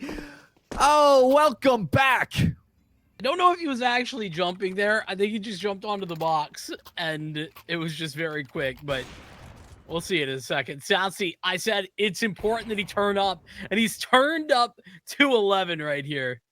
Yeah, he got on the box. Still a jump shot in my books. Oh, it was still fantastic. Don't get me wrong. Orson Northwood back 2 pistols once again. Would love to get that, but 7 HP. They're hunting him down. Sassy on the run. Needs some help, but Buddy's not there. He can't get away. Nice. The Tech 9 gets him. Nips him in the behinds, and now the op is recovered. Nice, though. Can he make anything out of this one? A very damaging round for GMU. Is still into a 2 versus 2. Tix running to B, and Ellis gets spotted. Who do you want in the 1-on-2? It's Tix every single time. This guy's been wild, and he's gonna get time to just reposition wherever he wants. This is a great angle to play. They need to check this. They need to do it together, and they're looking the other way. Buddy versus Tix, and Buddy, a tie game on Inferno. GMU, they've brought us back. That they have. It's a slow burn, but a phenomenal comeback story for the Patriots and Northwood. I mean, how long ago did they get to 11? Early in the second half, they were there. It's like 11-5, 11-4, something like that. A lot to a little. A lot to a little. This has been a comeback and a half.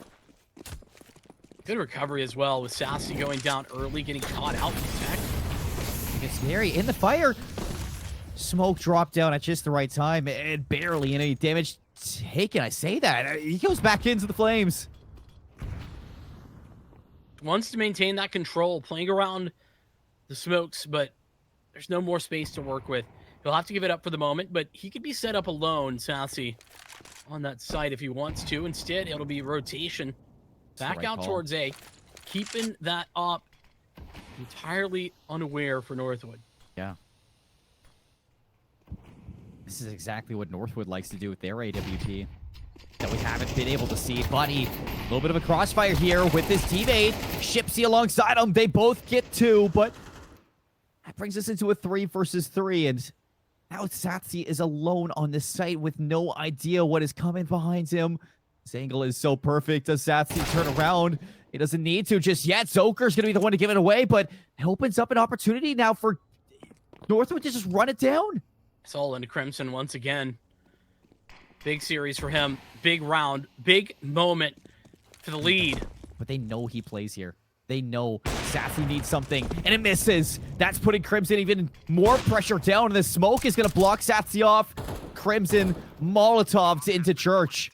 Satsi's going to have to walk through the smoke, and it seems like he's going to get there. Ellis taken down, a 2 versus 1, all onto Crimson for map points. It's Northwood to take their lead back.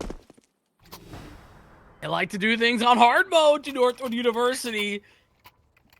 Cutting them down, and how close have these rounds been? GMU, they lose just one after a plethora of victories, and they're down to MP9's pistol, a deagle for Crimson. The one rifle's on Buddy's shoulders, and it's playing for their map, their Inferno, to stay alive. The series.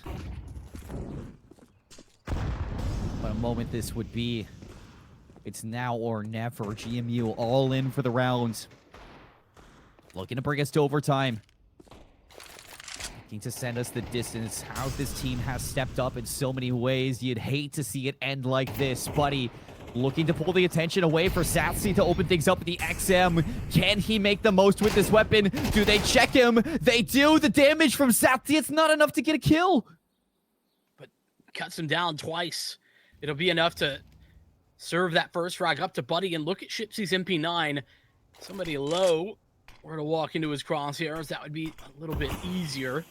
Shipsy just needs to hold this one. Wait it out. Shadows, but he's going to check it, and no better gun you'd rather have in this moment, and that is 2 members guaranteed on B. 3 on 3. Tix is really splitting this difference, though. They have no idea that he's here, and he's going to get a free kill in Shipsy. That's going to give it away and turn things around. Still, Northwood looking to suffocate the site. They think Buddy might still be at A. I mean, there was time to turn around if they wanted to, but they're not going to. They cross off Tix, though. All up to Buddy. The trades are out, and it's Northwood to take it.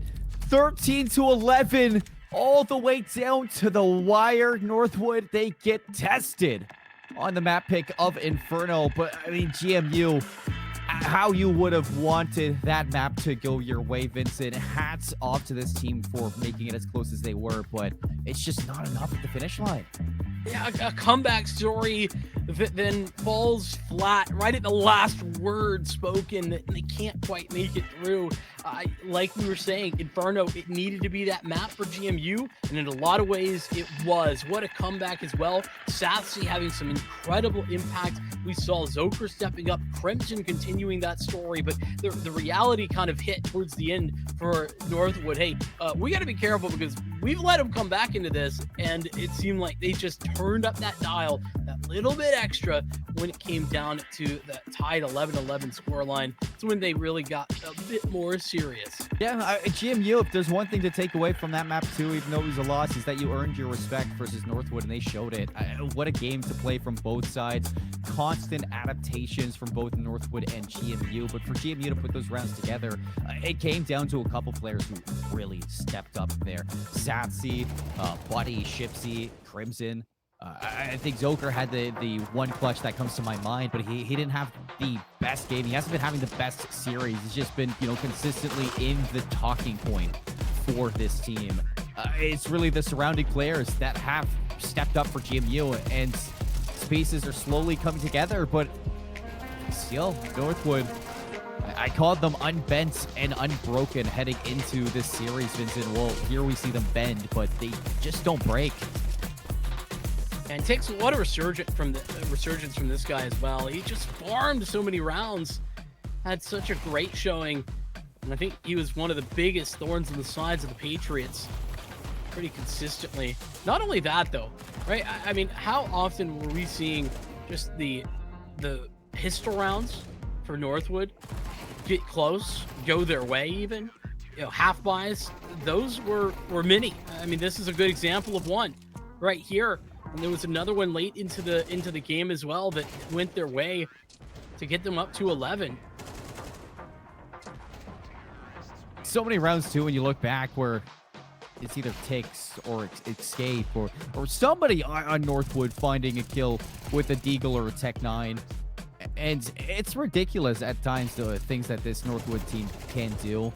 I know at some point it doesn't even faze me when I'm watching. It's just like, yeah, that's a Northwood round if I've ever seen it. But it make it so hard for GMU to feel comfortable, even in rounds that GMU should feel comfortable for. And I think that is just such a struggle point for this team. GMU did a good job at finding a lot of these anti-ecos and making them look good, but then you look to rounds where, Northwood will throw a curveball and they'll just run at you, and they're not going to run a traditional route. They're going to run a little bit of an off route and wrap it through towards arches. And it's so tricky to kind of lock down what Northwood likes to do on a map like this when there's so many possibilities.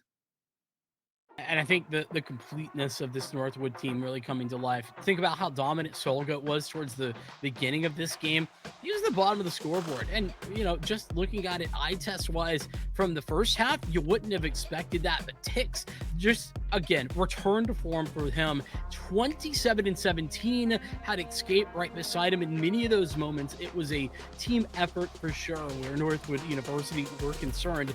I think, speaking of concerns, though, this was GMU, especially in that second half, looking good and maybe even looking at their best in a lot of ways.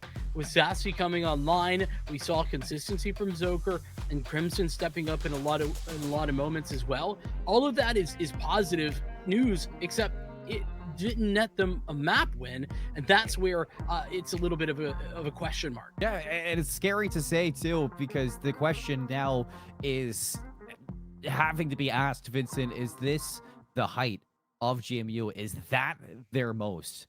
And, it's just a question that's going to have to be asked as we head into our last map, or third map, not last map. I'm so used to the best of threes, but we head into map 3 of this best of 5. Last chance for GMU to show up here in this winner's final. It's do or die for the winner's bracket, or they're going to be punching their ticket down into the lower side. Northwood, they look great. They're ready to see themselves in the grand finals. We got Agent up next. You don't want to miss it. I wait tables, but last week I built a field hospital. I stopped 1,000 attackers. And a natural disaster. Well, I go to school full-time. While I work full-time. The greater the challenge, the stronger we become. Our generation isn't turning away from the world's problems. Watch us fly ahead, rise to every challenge, and overcome anything. Watch us become the next greatest generation.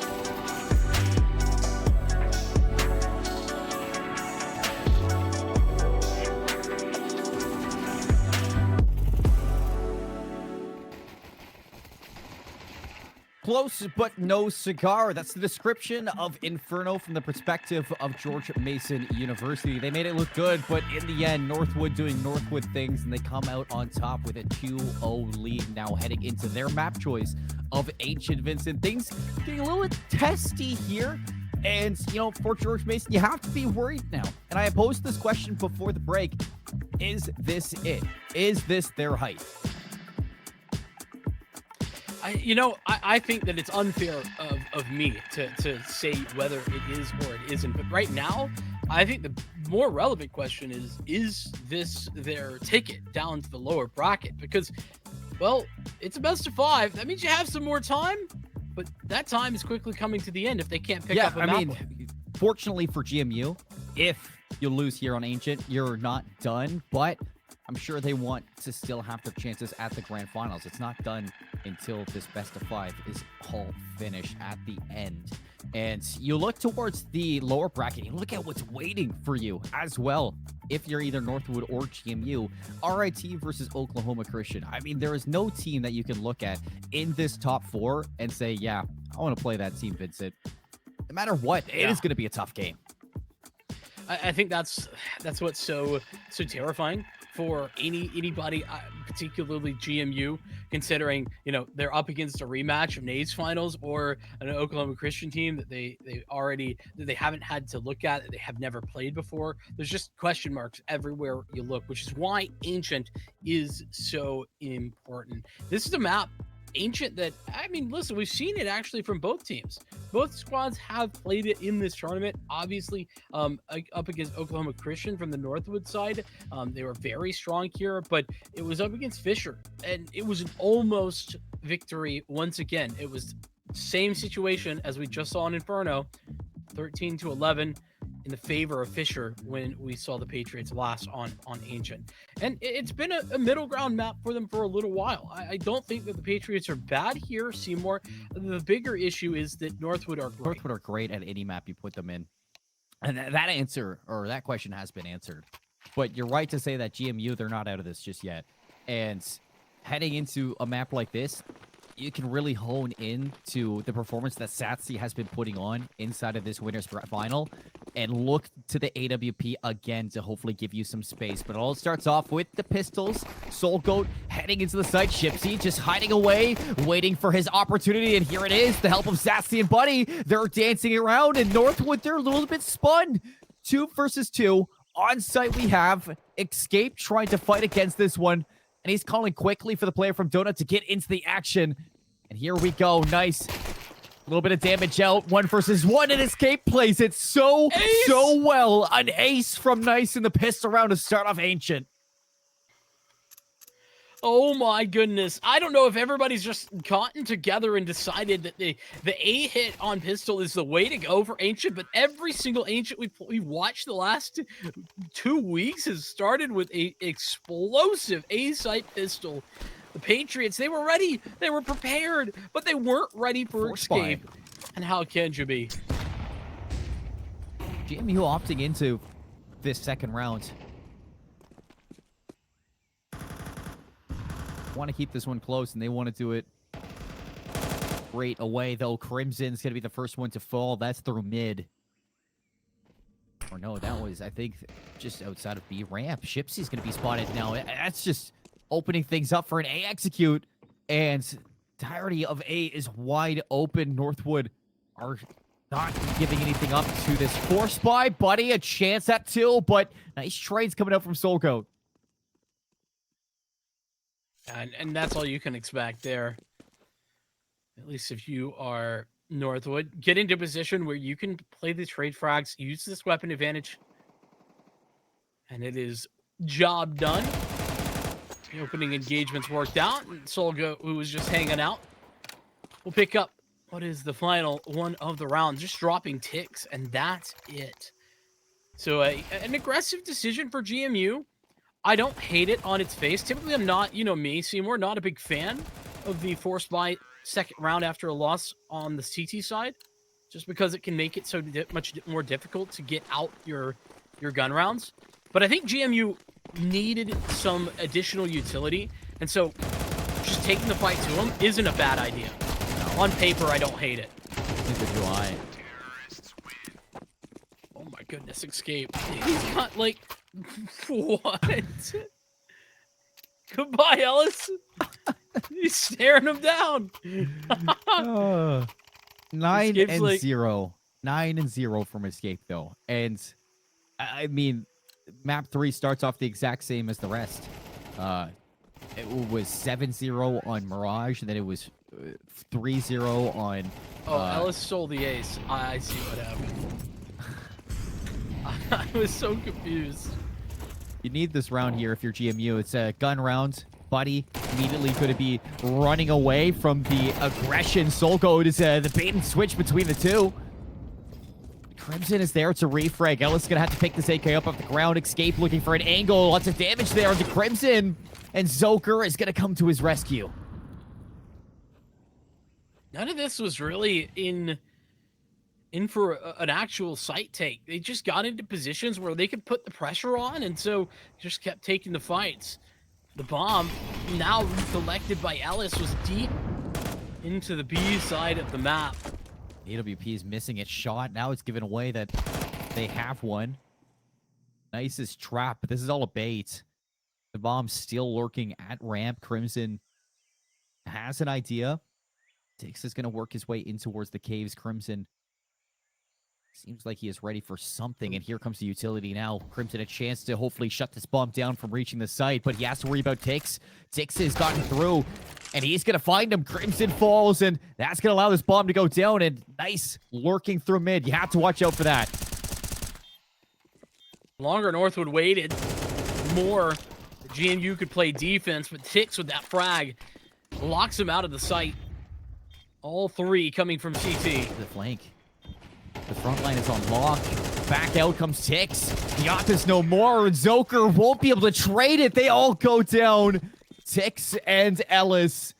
They wait patiently outside of B, and the opportunity presents itself.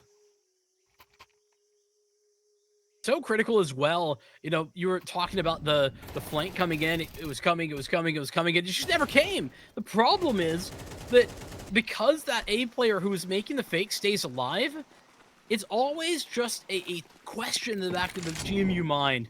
Where is he at? What gap has he slipped? Where can we go? What is safe or what isn't safe?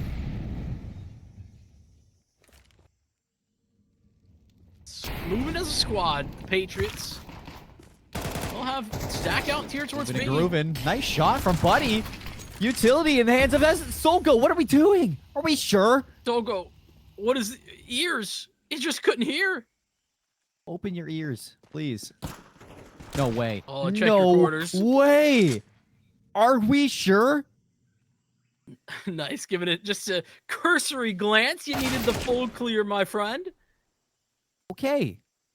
Escape. 10 and 1. This is a 2v4, but this is winnable. Escape now turned around, expecting the flame to come through. Right reads, but Josh is not there. Sassy drops down to 30 health. He's still alive somehow. 4 HP.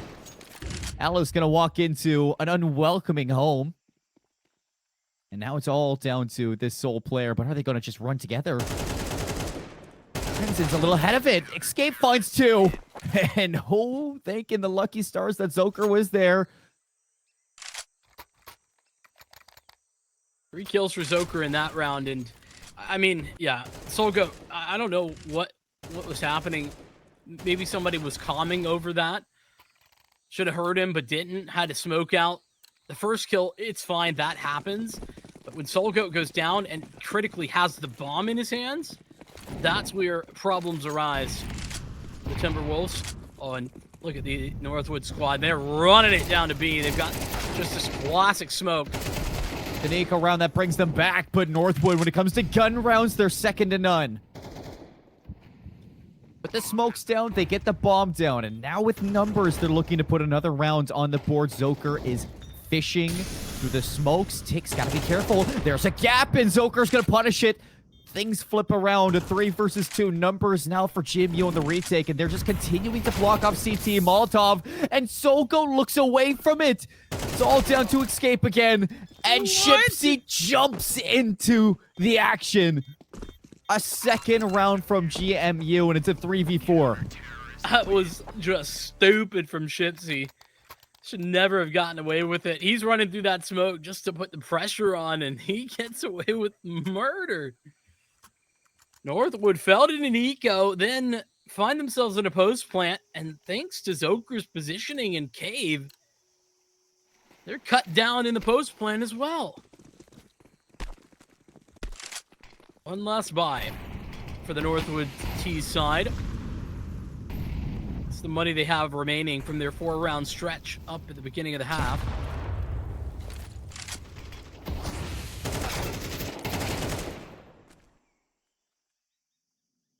Oh, Escape. It's Escape to get to through mid, through the trades. Buddy has to be careful. He is listening to everything around him. But nothing to come his way. Shipsy and Donut gives it away. 3 members there in the lineup. Shipsy gets 2 out of it. It's a 2v2. 3 kills already for Escape. Nice. To be in position, and he's got the timing. Spots out Crimson as well. Goes back in. 1v1 for Crimson versus Escape. Looking for yet another 4K. Love the single from Escape. He's just keeping it simple. Very aggressive. Very unaware. Crimson, he's going to check it, but the shoulder gives it away. And Escape just waiting patiently. The perfect headshot angle. Escape is currently unstoppable. He's having... I mean, you remember when Zoker was just the only guy in the server doing anything last week against Fisher? So you want better? You remember when Tix was the only player in the server doing anything for this team? I mean, to be fair, yes, but that was a little while ago. I was hoping for something more recent. Escape is doing that right now. Yeah. No way. Sassy has help. Oh, boy. This is tough. Buddy helped with the Molotov, and the spray works out. They are just working together. But they just cannot take down Escape. He is their kryptonite. Man's a wall right now. Oh, and down. So this gap. Crimson's going to re-clear it. It's all up to Escape again. 1v3. Flash out. He gets Zatsy. No respect from the respected. Now Escape just dancing around this pillar. Crimson listening to him and playing his patience on that fight. Waiting for Escape to get a little over egregious in that play, which he does. He had a full minute to work with. There was no need to be running around there, but I think just kind of feeling himself, getting into these fights was his goal. And taking mid-control. The Patriots, I mean, I think this is a critical part of them winning on Ancient, is that mid-control, just putting Northwood into more difficult scenarios. He's blind. Still looking for kills. Only able to get the 1. No damage onto anybody else. That is crazy. And smoke as well for Donut. They've already got it off. Ticks through the smoke. Just finds Zoker. Are you serious? Fortunately, was a lurk through mid, and Buddy is going to keep this even. But now Northwood set up with these Tech 9s and then M4 in the hand of Tix. You'd have it no other way. 3 clutch players still on the boards here. And it's down to a 1v2. Escape has yet to make himself known, and he's hiding away in a corner. 21-4. We are 9 rounds in. And there's not, you don't always rely on Solgo, but man, does he find a way to have high impact moments, high impact kills. He picks up a triple there. Gets the entry onto the site, and then is playing hard to get on Temple the entire way through, just chilling at Brokey all the time. Northwood, they do the reset once again. These Patriots, they can't catch a break. Never mind. They found one. I love this game. Sassy's got another one. This one not just pure luck. Gets the duel over towards Solgo, who was on an island of his own making. Some might call it comedic timing. Sassy's grabbed the AK as well. Just call it the Zoker effect. Put a deagle in his hand, Vincent. Anything He's is zoking possible. up. Absolutely zoked. Shipsy looking the wrong way. Zoker gives up the angle on the fadeaway shot. Can he get more? Escape puts it to rest. 2 versus 3. Bomb going down. This is tough. They don't have a lot of map control here. Taking the aggressive fight. I guess that's one option. Down to 15. Crimson's going for the full flank, and he's making not a lot of noise here, but he gives it up, and nice now in an area for success. Trying to distract 3 so bullets. Buddy can make a play, but Nice gets caught with the reload. Like you said, only 3 bullets in the chamber, and GMU get a 4th. This is the best they've had in the first half of a game. Which is wild considering the scoreline in Inferno at the very end of it. Truly absurd, but yeah, the best they've had. And pretty much a full eco. They had Deagles, but there was no armor here whatsoever. They just served Northwood up a bit of their own medicine. That was one of the crucial parts of Inferno that went wrong for the Patriots. They just couldn't win on their own anti-ecos. Now, pick up an eco win against Northwood.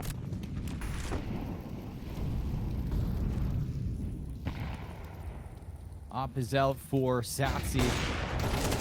Shots to the smoke, and he's got to go. Buddy looking to give him some time, but the trade's still there, and Ellis has picked up the op. It's on the Shipsy to make a difference, and Nice from range with a Tech 9 beheads him. And the A side is done. This round is over.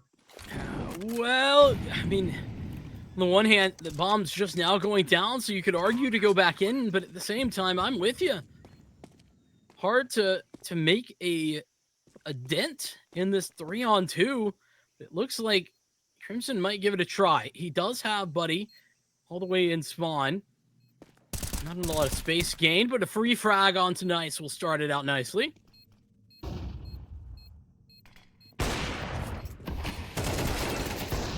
Buddy's going to bring this one back, and they are not done. The round is not over, Vincent, and Crimson's going to make it so. The kit there for Buddy, and in a 2v3, they clawed their way back onto the side using their utility. Oh, GMU, they are not done. Not done at all. Clear that Northwood kind of thought that was a given up round as well. Nice had no idea. Nobody was even watching towards main. And tough timing for escape, but well played at the end there against Ellis. It's the second time Crimson made a play like that, too. 2 rounds in a row. Continue with that series. But they don't know about Ellis here. Should know about Zoker. He's got time. He's going to hear the utility. Zoker pulls out the M4 just the right time, swings out, and takes down Ellis 2. Now for GMU. Sassy's going to have to fall back. Looking for something with this op, but it's not going to be. Basically no utility left. Single flash, and a molly. Now it's all down to 2. In a 2 versus 2, Zoker has reunited with Sassy. They know where escape is, but it's Nice. That's going to be the issue, waiting for the push-up spots, the barrel, and that's the communication over towards his teammate. Burns alive, but it's all down to 1. Kit for Sassy. He knows where Nice is. And with the pistol, he does it again. The clutch after clutch from GMU. A 6-6 half on Ancient. The best map yet. I just want to point out how crazy this is. Escape ends one half of Counter-Strike at 24-7, and it's a tied half. I mean, that is crazy. This is the CT side, though, for GMU, and now they got to step up, and they have to go toe-to-toe with Northwood on their T side of Ancient. That's a tall task, a tall order to be sure, but we've seen it before. I think GMU can do it. Northwood, they're going to be pretty prepared for this B hit. Just Ellis on the back foot to play the retake. Not prepared at all. It's Ellis alone, and he's going to fall.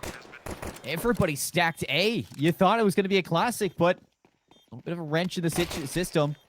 And now Buddy, crossfire with Shipsy. Go back and forth, bait and switch. Ticks, though, being an issue. 3 versus 3, looking for their way back in. They have a kit on Soul Goat so they can take their time, but Shipsy's going around the world. And he turns back. Ticks his third of the round. Molotov set up from Joker. Perfect spot. The smoke is down. Soul Goat's going to stick it. The ninja defusing the smoke. This is the wrong game for lineups. They all go down, but it simply doesn't matter. Oh, and that lineup would have been it would have sealed the deal had it not been for the smoke late into the round. Ticks, what an unbelievable comeback he's pulled off. Those first 2 frags are his. He pulls around the pillar and gets another. That one's gonna hurt. GMU, they're right back in it. They're buying again. Didn't work the first time, but now they have far better weaponry than they did last time out. It's got the bomb plants and the kills that they got. It really draws out that first round, but now you're looking to rebound and you're looking to do it fast. Buddy will refrag, but not before Soul Goat gets 2. The bomb's gonna go down and playing for the retake. It's tough out here. GMU team flashing there. That's how Soul Goat gets the first frag for free. He's gonna re-clear in the temple. Ellis, he's been seen, but Sassy doesn't get the kill, and this is trouble now for GMU. Down to 2 members, both stacked on top of each other. Buddy's getting run down by MP9s, and Crimson can't clutch this time around. Northwood, they put 2 together to start off the half. Ellis is just an MP9 fiend, man. I just don't understand. I swear, somebody needs to do the math. But this series, I think Ellis has gotten more MP9 kills than anything else. Every single time. You look, yeah, poor guy Shipsy is full blind. Full blind coming into that. There's where Ellis gets activated. It's up against an AK, or rather a Galil inside of Temple. The fire rate helping him out big time, but Northwood, 2 rounds in a row. The pistol, theirs, off the back of that ninja. And a triple kill from Ticks. Soul Goat on the double. And nothing on the force buy. They're going to do it again. GMU. This is where things get dangerous. Because, you know, there's a lot of famous moments where you can force buy yourself into oblivion on this map, because as long as you get the plant, you're always going to be, it's going to be approachable.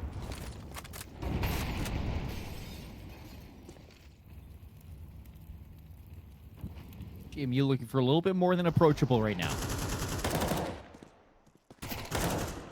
Joker's going to tease it. Wide swing from Shipsy. Ticks has to get out of there. 52 health. Smoke will give him some space to work with. And GMU, where the last couple of rounds have been swift, wild, fair. What are we doing? Slowing it down. Sassy getting a little too fancy. Couple kills here and there. Not enough spice, though. These AKs, they got to go overtime now in a 2 versus 3. Zoker has connected with Crimson. Looks like they want to re-clear this one, but from behind, nice. Makes himself known. Crimson brings it down to a 1v1, but Ticks is just under the spray. And he can't lock down a third, so Northwood, they're going to do one of their own, and they're going to get 3 in a row. Nicely set up as well. Everybody ready to swing on contact. No escape for the Patriots. Like I said, buying into oblivion right now. Because at this point, now they have full loss bonus, and even without a bomb plant, it's still pretty decent. Oh, this is GMU making an aggressive call and maybe finding themselves in a little bit of a desperation moment. Soul Goat on the escape. He has escaped, funny enough, with him, and he's even going to get one onto Crimson, so a big opener there for Soul Goat. It's going to allow for the retake right away. Nice. Already mounted inside Donut. And now the collapse. Act 3. And this is where GMU fall apart. I hate it here. I simply despise what GMU are currently doing. They're going for such an aggressive buying strategy in these last couple of rounds because they know they've kept it close. They know that Northwood previously were just one round away from being broken. One round away from them overcoming. Unfortunately, when it doesn't work out, you're now 5 rounds in to a half. You yet to get a gun round in. And they just continue to bash their heads against this brick wall. And again, it's been close. It's so close. And I think that's part of what's so devastating to watch for the Patriots. They finally, without a bomb plant in that round, it's full loss bonus, but there's just not enough. No reason they could go for another force buy, especially considering that Northwood, they can't pull some miracle off. Will be up to 11 at the end of this round. You looking for a miracle? Nothing's been shown just yet. A couple spray downs, and Chipsy is actually going to find the better of Ellis. That's a kill. Maybe an M4 recovered. It will be. And Tix has to go back, be clear, and take control of this site. And he has help at this. All 4 members in a row. They fall instantly. You blink and you miss it, Vincent. And Northwood have 11 rounds. It'll flash into Speedway as well to allow the early engagements.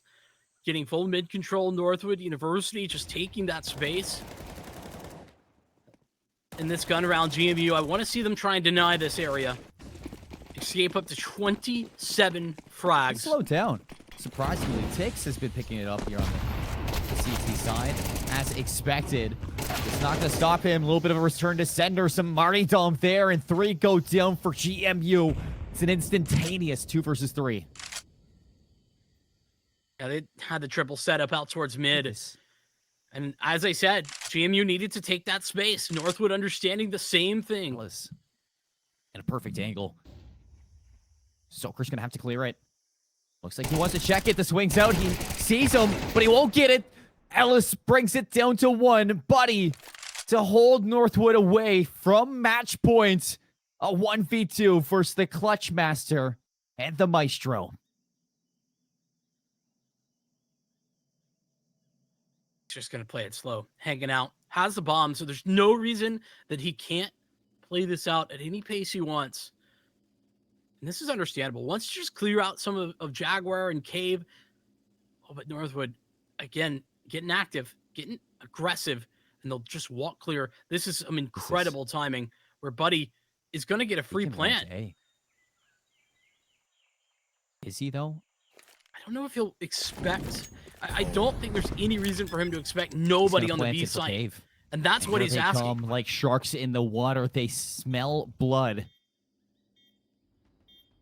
Oh, and the fact that they're going through cave means that this plant, there's only one place for him to be, and that's long or short. But he's got to go big. They got 2 smokes and 2 mollies. Nowhere to go. Gonna have to burn a little bit of Tix. It's a good thing I wore black. Because it seems like it's a funeral. 12-6 we go. Northwood ready for the grand finals. That clutch was Jover before it even began. I didn't realize that they had 2 mollies and 2 smokes in a 2v1. Oh my goodness. Here's the opening stages of that round. Like I said, GMU needed to get aggressive, and not necessarily aggressive, needed to contest mid in order to deny some of that space. They try to, they get bodied off of it. Escape, he wants to put it away. He wants to do it now. Tick's gonna be caught with a Molotov, and GMU away back in. Ellis over aggressive. The trades again at Chipsy, keeping them in it. Satsy hasn't had any opportunity with this AWP, but he needs to find something soon. This is, I think, the first op that Satsy's actually had this half. Should put into context because we're sitting at 12-6. He's gonna get it. Opens up A, or opens up B for a moment. Soul Goat looking to recover it. He gets flashed, and no smoke to actually block this one off. Buddy's gonna look away, but Satsy is watching over his shoulder. It's all down to a 1v3 escape. A little bit of run and gun. He's not gonna get it. Satsy for 3. They stay alive. A full house between Chipsy and Satsy, and they keep it going. And this is why it was so important for GMU to get the op onto Satsy's hands. he will deliver when given that opportunity, and he does there with the triple kill. Nobody for Northwood had any space, but a wild round considering, I mean, Tick's caught with a molly, then Ellis is swinging out ahead of his smoke into 2 players. Just craziness.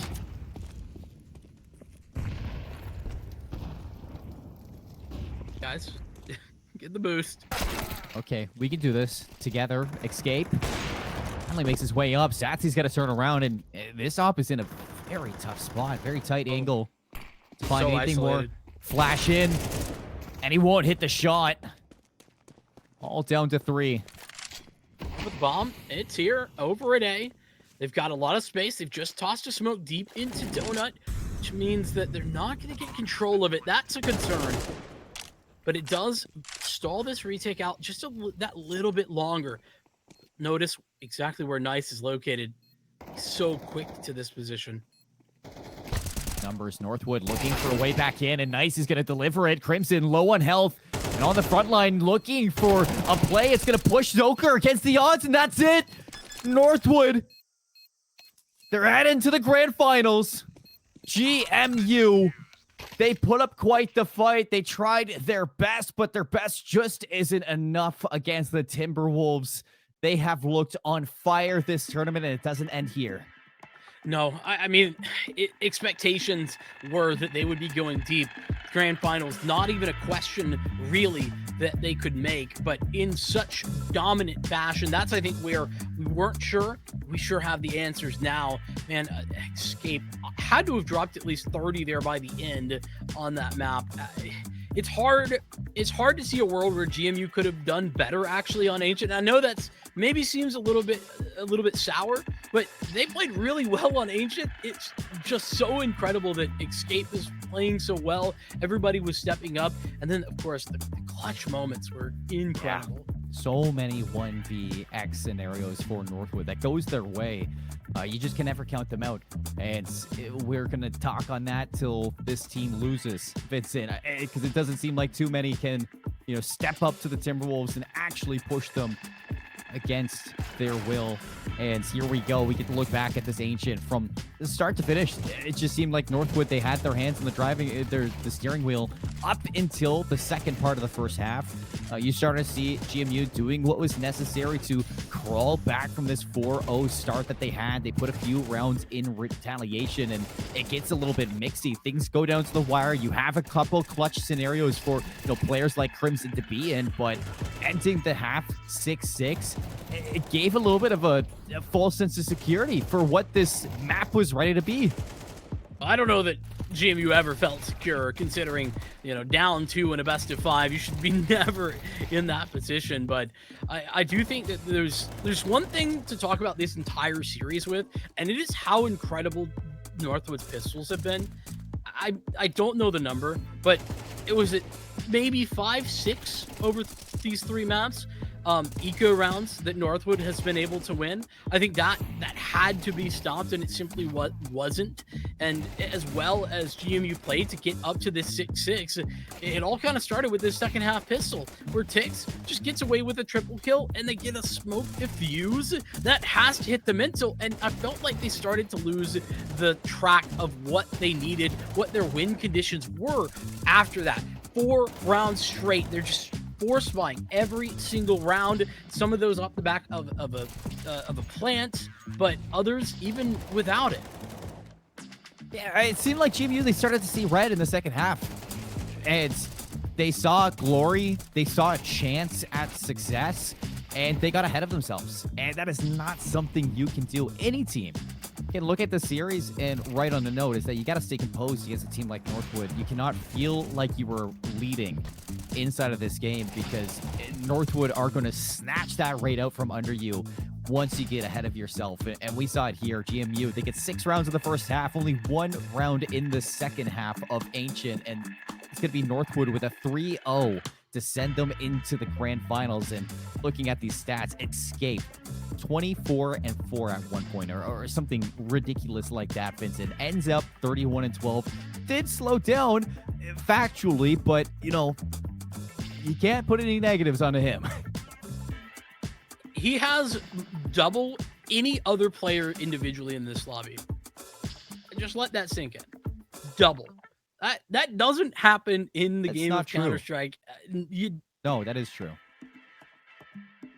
I was like, what? My math? Math would never fail me. Not I. But yeah, it's just hard.